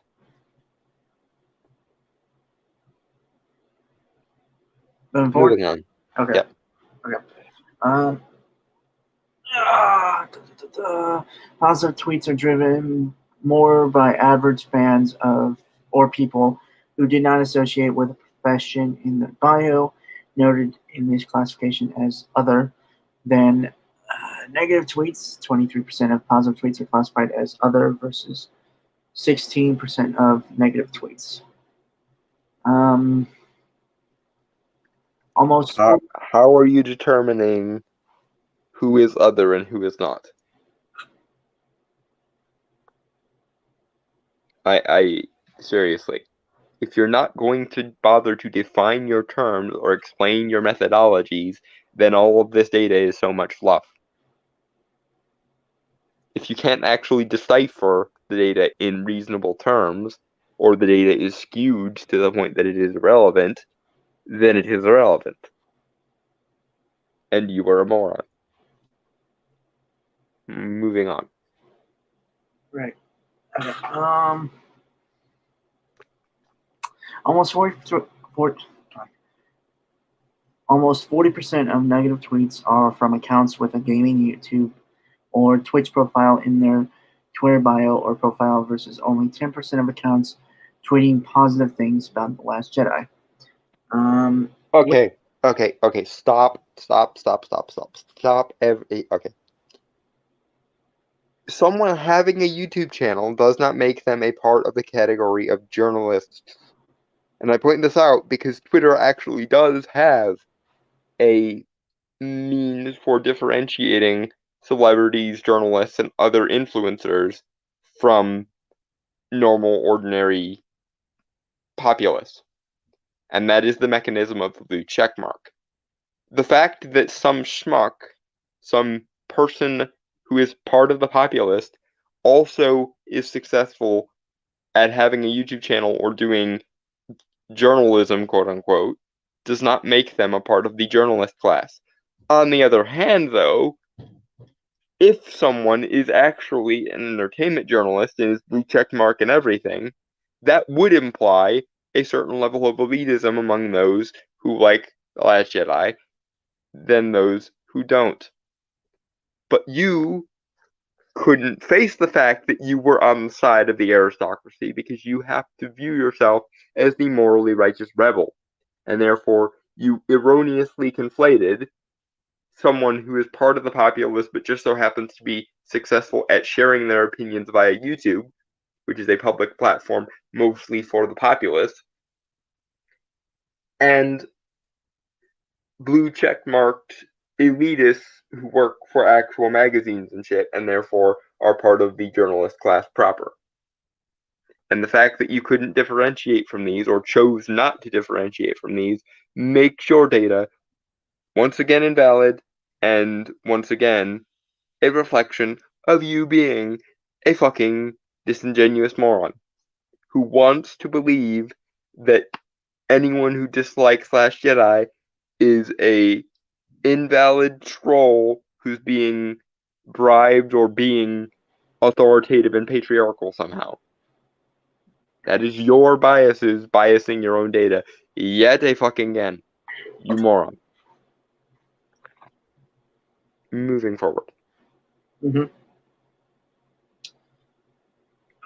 Sorry, I was taking a drink right there, folks. When combined with accounts who link back to their YouTube channel but are not associated with gaming, almost half of all negative tweets are from accounts who direct Twitter users to a YouTube or Twitch profile versus only 15% of positive tweets. This suggestion that a considerable amount of hate against The Last Jedi is generated on YouTube. Just because someone has a YouTube channel doesn't put them in the same category as verified blue check marks. So if you're trying to spin the people I don't like are actually the elites and we're just the rebels framework, then you are a disingenuous moron. Most people on YouTube who are successful get that way not via large corporations or large government input, despite however much Twitter or YouTube would like that, and mostly become influential because they reflect or speak on the behalf of a large proportion of their audience, and their audience subscribes to them and engages with them accordingly. What you essentially have here is a bunch of the rabble being smart enough to fight the elites on equal footing, and the elites being baffled as to how that can happen. You essentially have champions of the actual people being raised up by their confederates, and the blue check mark elitists on Twitter, or the blue check mark elitists going, "How dare you insinuate that you're as valid as us? That must make you the establishment and us the rebels because we say so, and we must always be on the side of good and righteousness." Derp. Yeah. Once again, what you're demonstrating here is a very obvious class divide between the plebs and the peasants, the people that you claim to speak on the behalf of, and the elitists who you desperately want to pretend you aren't on the side of or you aren't a part of. Despite the fact that you very obviously are part of the elitist twats who think that they can just invalidate people from the get-go instead of actually addressing their arguments or even the existence of their opinions. But because you can't ever be the bad guy, you have to make everyone else look like the bad guy, so you don't have to come to the awkward conclusion that you actually are, for lack of a better term, in the Star Wars franchise, the Empire, and the other side is actually the Rebel. Moving on.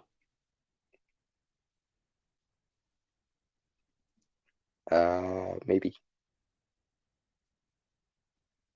Brainstormer? Okay, he's gone again.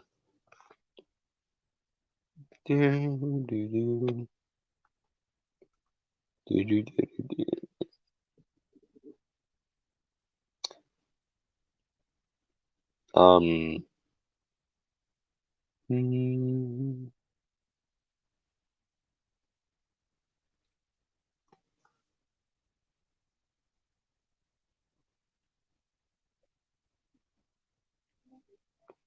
Um, yeah, I don't know how to fill the dead air, unfortunately. Dead air is a pain in the ass, but I cannot fill it.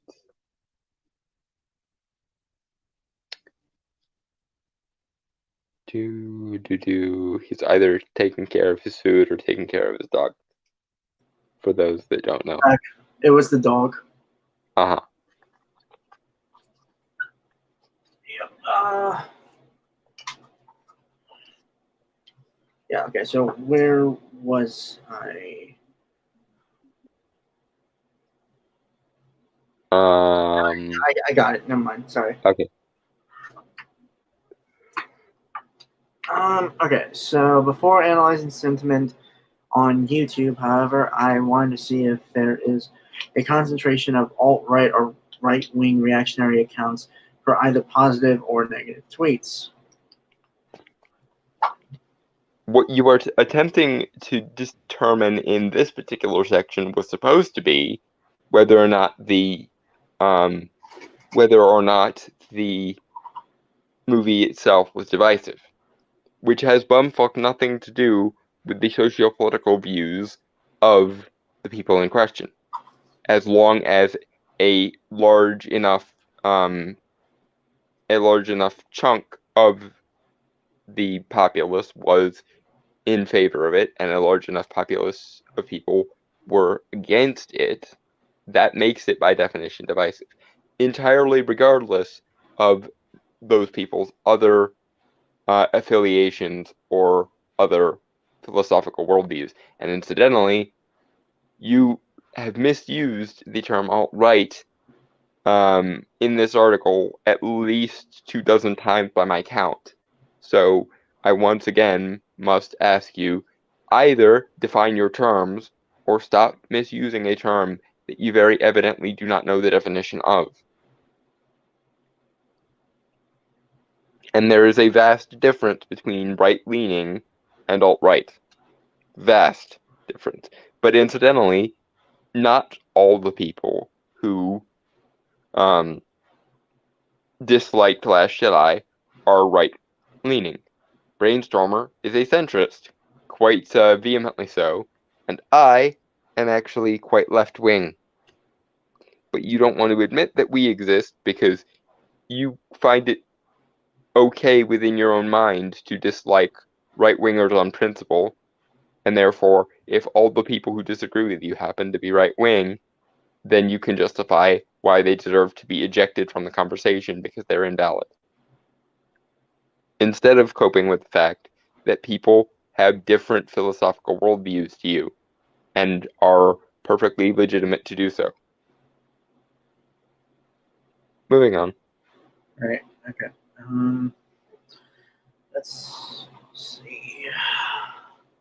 For this analysis, I decided to make alt-right and radical right-wing associated accounts their own affiliation.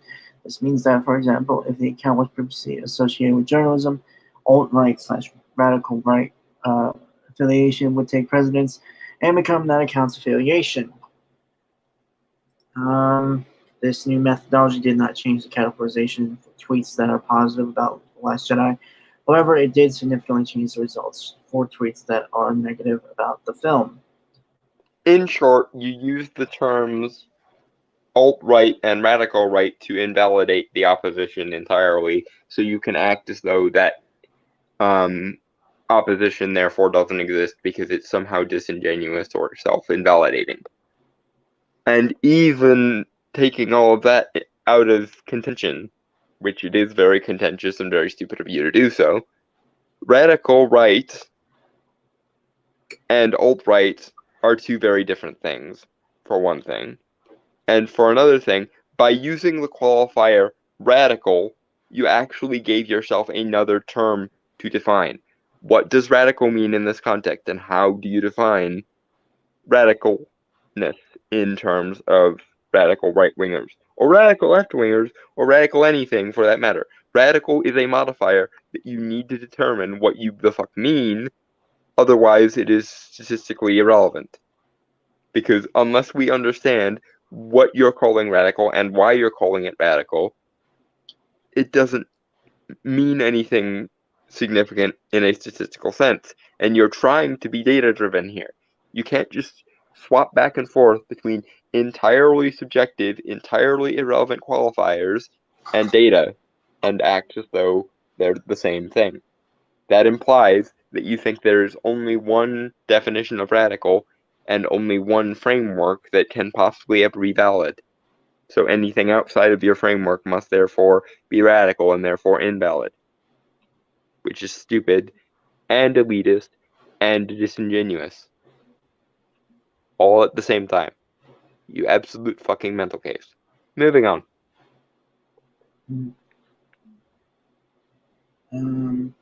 Okay. Almost a quarter of tweets spreading hate against The Last Jedi are from alt-right.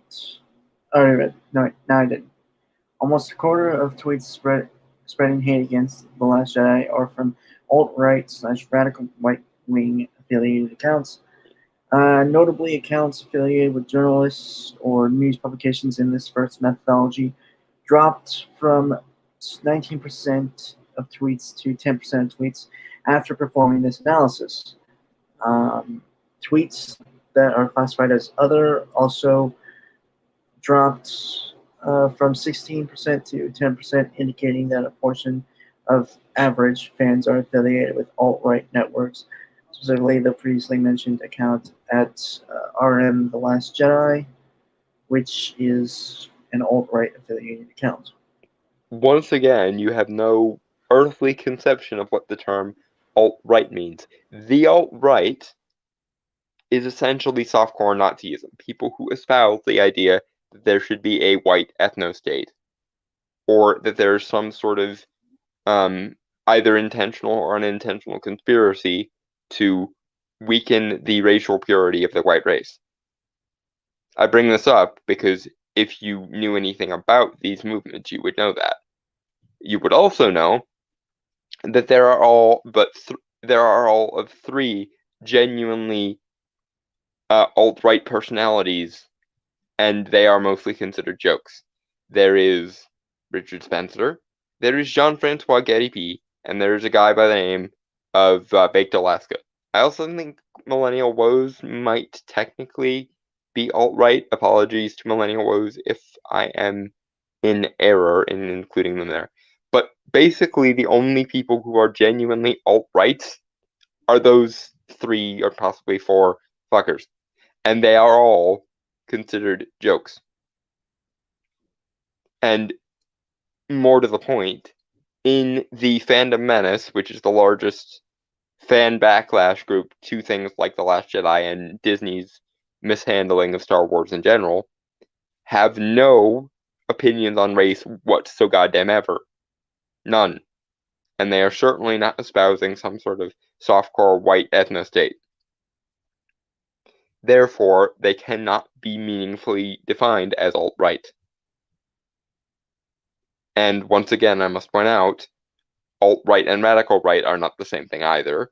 And simply calling something the radical right impales upon you the necessity to define what you determine the word radical means and why you determine it.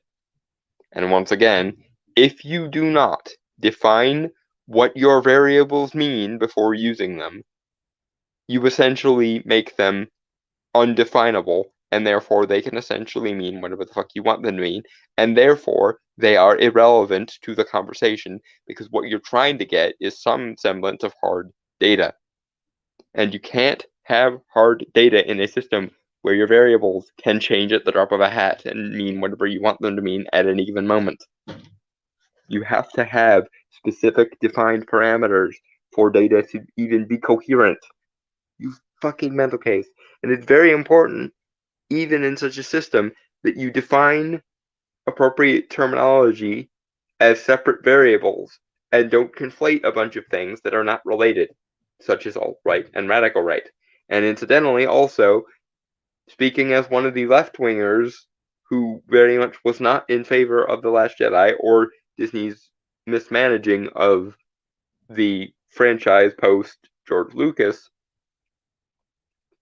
I find it entirely too convenient for you that you can just declare anyone who has any opposition towards Last Jedi as right wing, as though that inherently invalidates them, instead of actually addressing the quality of their arguments or whether or not they're popular with an organic populist section of the fan base, which they tend to be. Because if you actually bothered to notice that, you would notice that there is a class divide, if nothing else, in the culture surrounding Star Wars. Unfortunately for you, however, if you noticed that, you would notice that you are actually fighting on team aristocracy against team genuine people, aka the peasantry. And you want to be on the side of the peasantry for whatever reason. So that would invalidate your worldview. And we can't ever have your worldview being invalidated. It can only ever be the worldviews of other people that you don't even bother addressing. Because you can just declare based on authority, this person is invalid because reasons, and that person is valid because reasons. Moving on. Right. Okay. Should be noted that the top engaged negative tweets against The Last Jedi also include 2 left-wing accounts, 3% of total tweets, including Will Menaker, the co-host of socialist comedy podcast Chapo Trap House, who has been involved in sexist controversies of his own. I don't know who that is. I'm vaguely familiar with that person and that podcast, but I don't know enough about them to say so. Although I will give our writer some credit for at least acknowledging there are left-wingers opposed to the Last Jedi / Disney's use of Star Wars issue. However, I think it's disingenuous of him to limit it to just those two, because, yeah, I am left-wing. I am also vehemently opposed to basically every decision Disney has made since getting the fucking license to Star Wars.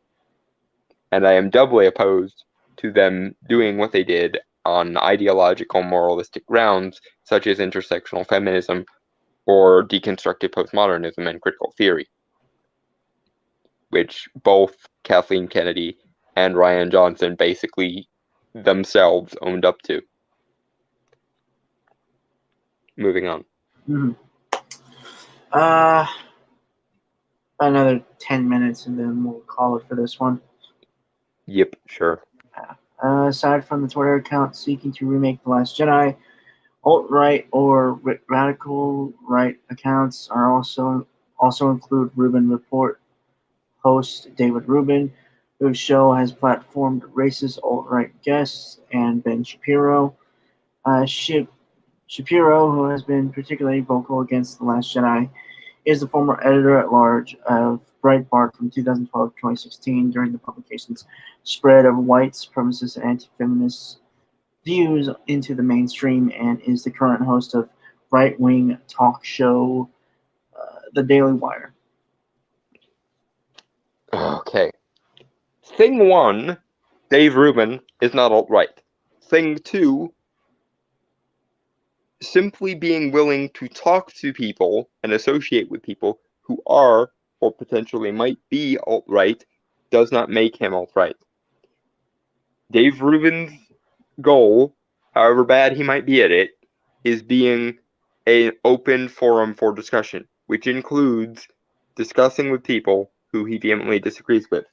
Number 2, I very much doubt, based on your use of the term alt-right thus far, that you're actually using the term alt-right correctly. And furthermore, Ben Shapiro is not alt-right. He is simply conservative. And incidentally, he is also Jewish, which kind of puts a damper on the whole he must therefore be a softcore Nazi thing. And also comparing anti-feminism to white supremacy as though those are equivalent things is FUBAR. Feminism is a particular ideology with particular axioms and particular premises, and opposing that ideology is not tantamount to opposing the rights of women or womanhood in general, because feminism does not have and has never had a monopoly on advocating for women's rights, and it does, in fact, constitute a particular framework with particular premises which are perfectly acceptable to disagree with without invalidating you morally as a person. And doubly incidentally, there are virtually no white supremacists in the Fandom Menace or its adjacent groups.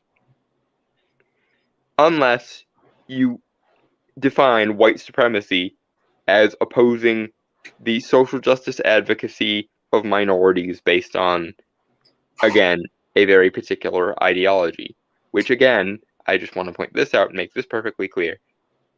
The advocacy of minorities in the vein of social justice does not mean you are necessarily in favor of everything having to do with minorities, and opposing social justice does not mean opposing the rights of minorities, because much like with feminism, social justice is a particular ideology and does not have a monopoly on the rights and interests of those minority groups, especially not when you consider that many people within the group opposed to The Last Jedi are minorities.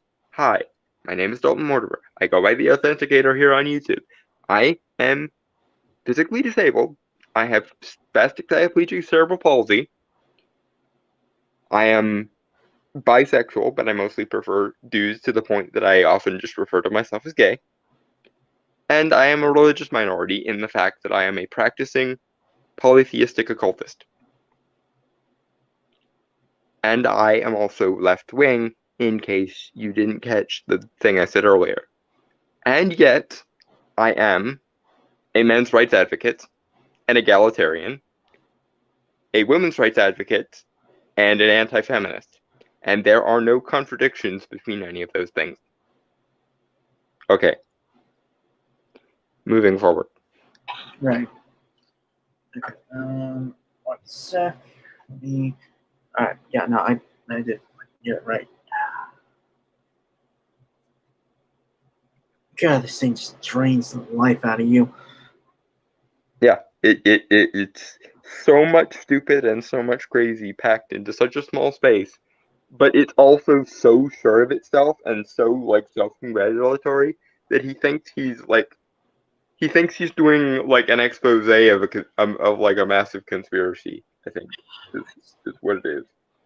Whatever. Okay. Shapiro is known for denying human rights abuses, including his claim that members of the LGBTQ plus community do not face discrimination. He also believes that homosexuality and identifying as transgender is a mental illness. Okay, that is remarkably stupid. Gender dysphoria, however, is actually a mental disorder, so there's that. And he might have just said that. Also, in what context did he say that LGBT people face no discrimination? Because he might have just been being a little bit myopic. He might have just been responding to the claim that LGBTQ people are oppressed, which, outside of the deepest part of the South and the deepest part of the Middle East, I would say is probably mostly untrue, especially in the Western world. Mm-hmm. Again, excluding very, very deep South. Yeah. Wait, so let's be honest, those guys are pretty much a dying breed at this point. Yes. Other examples include a hate against Rose Tico, pushed by an avidly pro-Trump Twitter account and a writer for the Babylon Bee, a conservative satirical site that has used the cover of satire to joke about the Capitol insurrection and make snide remarks against Black Lives Matter protests. Don't they make fun of everything? Yes, Yeah. and they're not particularly conservative so far as I know. But Yeah. more to the point, once again, Black Lives Matter does not have a monopoly on the rights and interests of black people as a demographic. And if you wanted, I could actually go and find you at least 5 people, like right now. Like I could just scroll through my DMs and find you at least 5 people who would be willing to come on here and tell you just how much they hate Black Lives Matter, who happen to be black.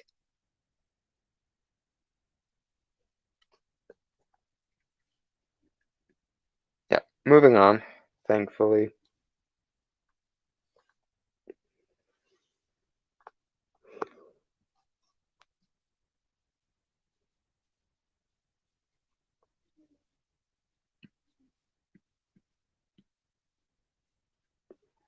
My kingdom for a palate cleanser. Right. Yeah. So, yeah, we are going to call it for that one, which is also pretty apt because I looked ahead and it was the beginning of a new chapter of it. Okay. Yeah. Huzzah. What's the next one? Next thing cover, the palate cleanser. Hmm?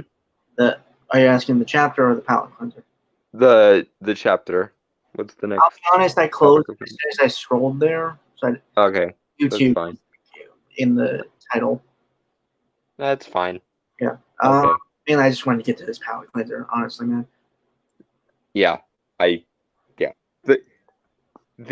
densely compacted conspiratorial bullshit of that article is unique even for us by our standards, and we regularly tackle the craziness of the Mary Sue, the Guardian, and freaking Kotaku. So like, Which is the weirdest thing to say because lately the Mary Sue hasn't been as crazy as it usually is.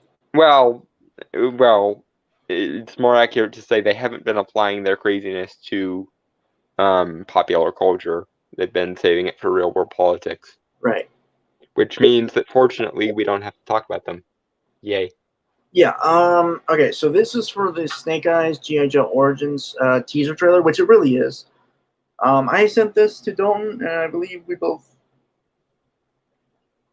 agreed that we should go. Wait, I thought we were doing the Green Knight or yeah. Weren't we doing the Green Knight trailer? We talked about doing it. I don't think we ever really agreed to do it, though. Oh, damn. I thought this was a certainty, though, just because like it came out during the week and all. Okay. I have some things to say. I like people who have things to say about the trailer. So, Okay. yeah. So it's only about a minute long, so shouldn't take us too long to watch. Shall we, Banana? I wish I could think of something like G.I. Joe specific to say instead, but sure. I'd say Hua, but I don't feel comfortable enough to say that. Also, I think it's just kind of it's too. Yeah, that's just a military phrase, and yeah, it's kind of odd coming from 2 civilians who probably couldn't make it in. Well, you probably could make it as far as like being in the army, but I could not. Even though apparently when I took the ASVABs in high school, I did well enough that they called me trying to recruit me, and I was just like, look, I dislike war on principle. I'm physically disabled, and I don't remember if I mentioned I was bisexual or not.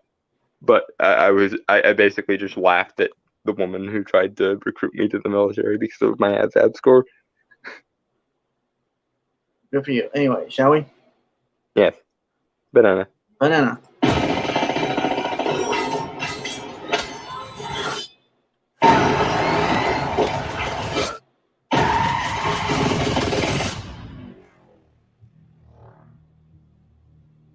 Every warrior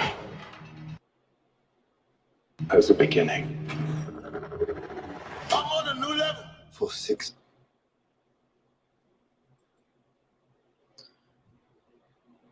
I like it so far. Like, I think, Don, you being the picky bitch that you are, no offense. None taken. Accurate statement is accurate. Right. would say it's a little too. It reminds you a little too much of Shang-Chi in terms of. No, it's just like a military movie, which is fine considering the G.I. Joe franchise. Yeah. It's not something that I would normally be interested in because I don't really go for all that action movie machismo bullshit. It has to be something particularly special to make me like a movie like that. Like I love the John Wick movies, and I liked Bob Odenkirk's Nobody recently, but other than that, I don't You I don't disappoint. really go for militaries and explosion type movies. It's a ninja movie, dumbass. No offense. None taken. Right. I'll wait until the end of the trailer to say some things. Yeah, I actually have to dip out and come back in because my screen froze. So I will be back in a second.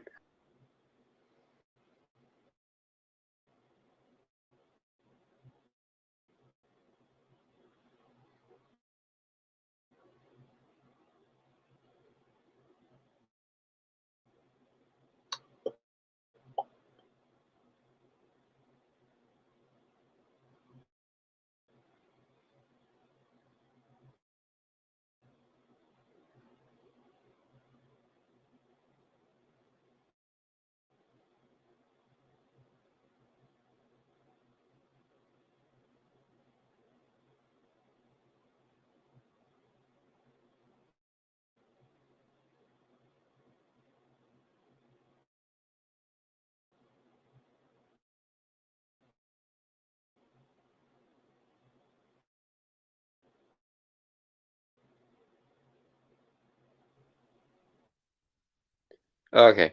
Huzzah, I can see things.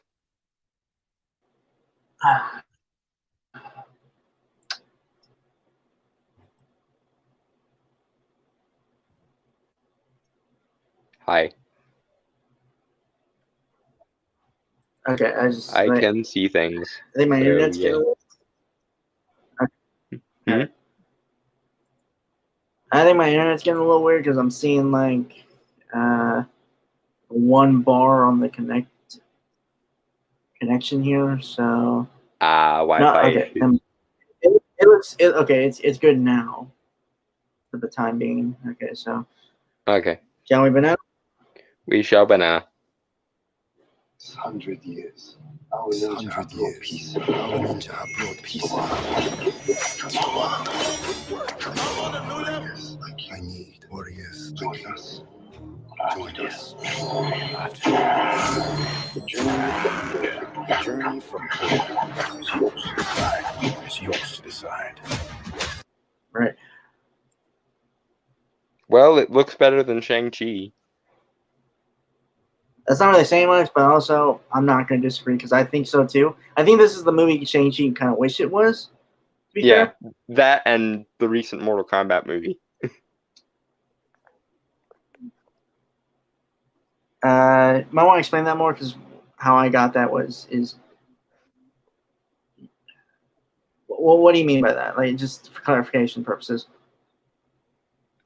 Mortal Kombat was weirder and had more use of like supernatural powers in its martial arts, and I think it would benefit Shang-Chi if it went that route rather than the Right. Okay. I just wanted. generic action movie route. A part of me was thinking, like you were saying, uh, Snake Eyes from what we're seeing is the movie Mortal Kombat wish it would be. No, I was saying that Shang-Chi wishes it could both be this and also the recent Mortal Kombat. Right. Okay. I just wanted to clarify. That's all. Right. No problem.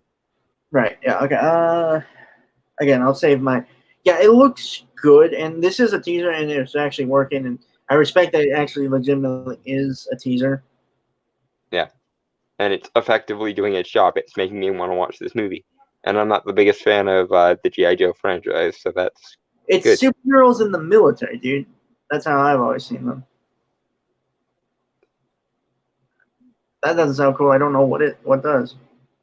I mean, I do like some of what I've seen of G.I. Joe. It's just not my. I'm not really much of a military guy. It takes a That lot for me to be interested in that kind of stuff. yeah, that's fair. Well, this seems a lot more Apart smart. from Yeah, apart from the generic aesthetics of that character's hot or whatever, which does happen sometimes. The soldiers are cute.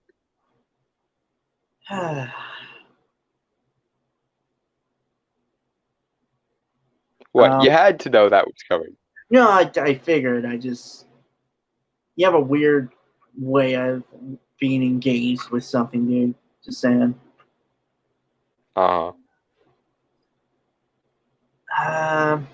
Also, I I believe generally avoid things that I just engage with because I can be, because otherwise I would end up watching a lot of really, really terrible stuff. Like Twilight, which was terrible, despite the fact that the guys were cute in it. Well, some of them. all right, that shall we banana? We got like 18 seconds left. We shall banana. Banana.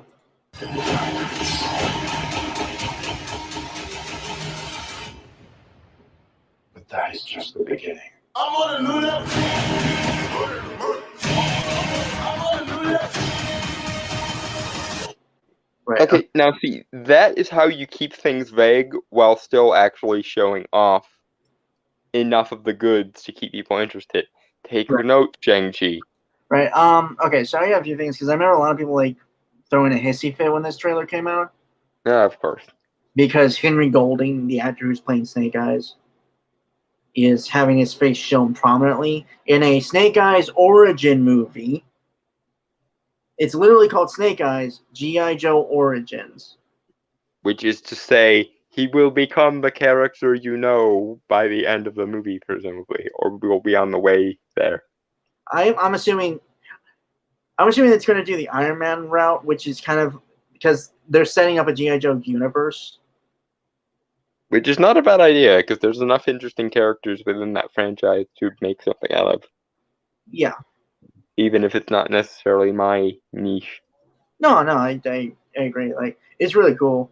Also, apparently, they have a problem that it's an Asian actor, or not that. It's just like I think he's like selected because like he's. I mean, like the big thing about Snake Eyes is the mystery of the character. Mm-hmm. I'm not going to disagree with that, but I've always wanted to see how he became, like, just for me, like my own personal taste, more of like how he became the cool badass ninja dude that we all know him as. Yeah, backstories are interesting if you do them correctly. Yeah, and this looks like he's doing it correctly, to be fair. Yeah, if you fuck them up, they become horrible, like with Hannibal Rising. But right, if you do origin stories correctly, they can be the most interesting part of the character. Funnily enough. Yeah, Iron Man. Doctor Strange. Mm-hmm. Captain America, I would say less so, even though they nailed his origin in. Yeah, okay, that's it's a fairly stereotypical superhero story, sure. Mm-hmm. Or in terms of origin, I mean. Yeah. But also, like with Snake Eyes, you get introduced to the Arasakage, which is the ninja clan that's like a major force against the G.I. Joe unit in like the universe of G.I. Joe. Mm-hmm. And like you get to see more of it and like how it works and stuff in this movie, I'm assuming, and major characters in the comic as well. Like I really want to see the relationship between Storm Shadow and Snake Eyes prior to them becoming the characters that they are. Yeah, that would be interesting. Because also isn't Snake Eyes kind of villainous? No, that'd be Storm Shadow. Okay. So yeah, there probably will be at least a couple like graying of the lines on some of the characters, which would be interesting.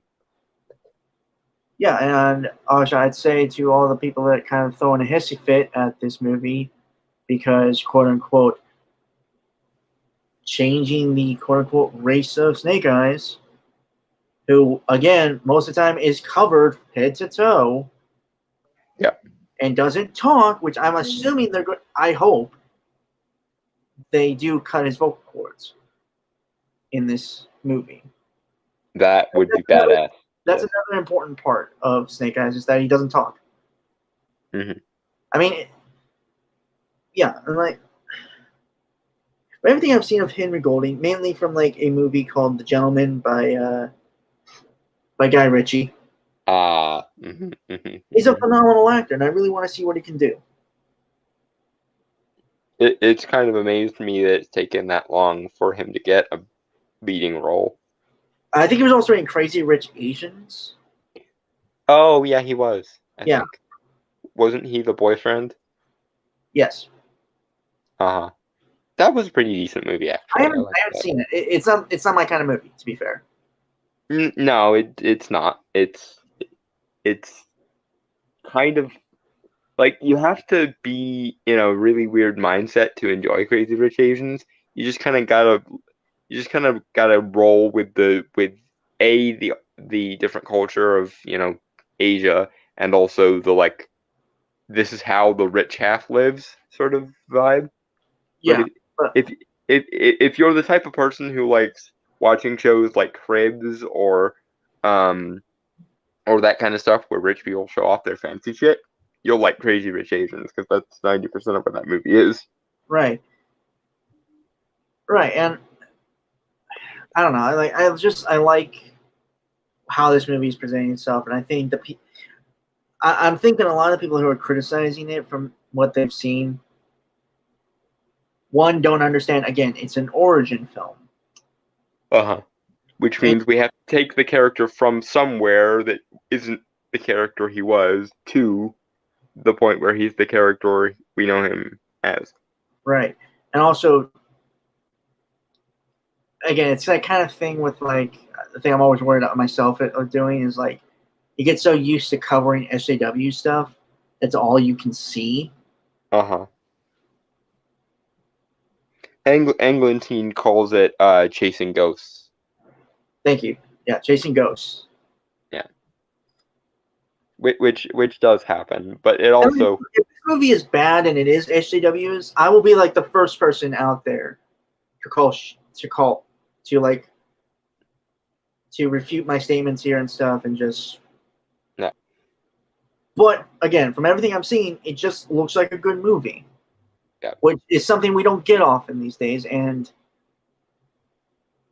I'm just willing to have hope. And if that's wrong of me, fine. I'm still gonna have. And I like the idea of a G.I. Joe universe, even if like that'll be the ultimate test of it for me. Like, can you make me like G.I. Joe, which is a franchise I don't particularly have any great degree of affection for? Because that can happen sometimes. Sometimes you can see an adaptation of something and be like, oh, this is what made this character or this franchise interesting. That's that's not something I had considered before. So that'll be the test of it for me. Can you make me like a franchise I didn't really care for originally? Right. I'm also of the mindset that I want to think, what if this movie was released 20 years ago, or like back in like the early 2000s or mid 2000s, right? Wasn't there already a G.I. Joe franchise They in the tried. mid-2000s?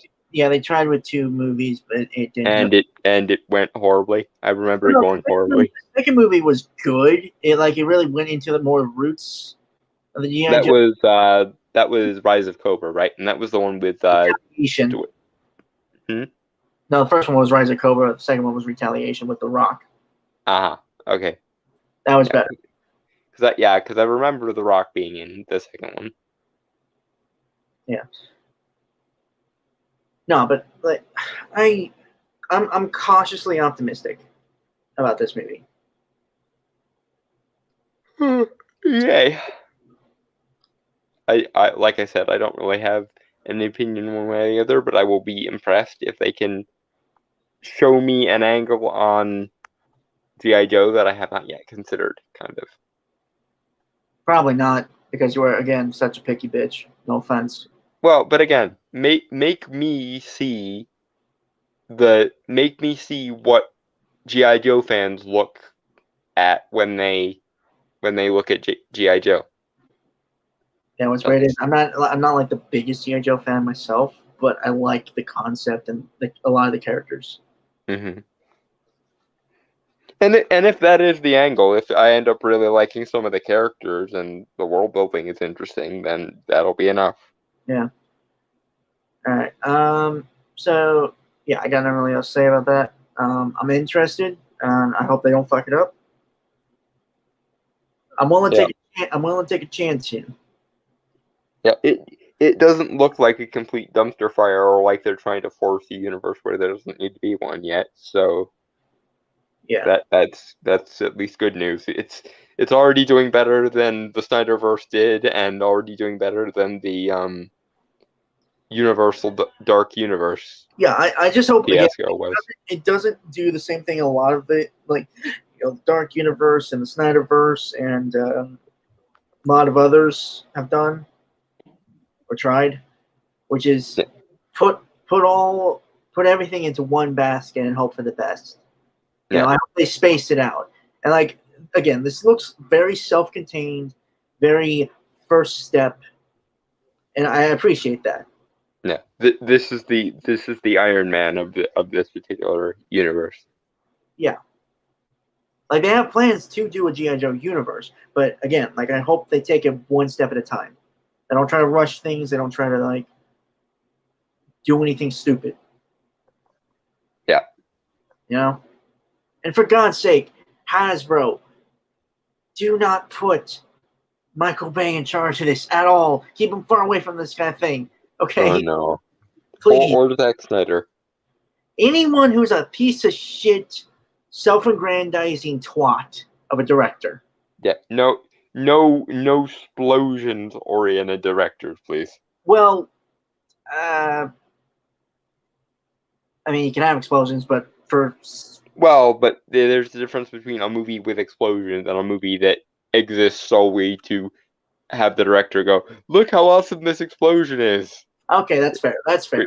Which is a lot of Michael Bay and Zack Snyder's stick. Okay. I just felt like they needed clarification is all. Uh-huh. Okay, so yeah, with that, folks, I want to say goodbye, adios, aloha, auf Wiedersehen, sayonara, peace, cheers, and... Fuck off.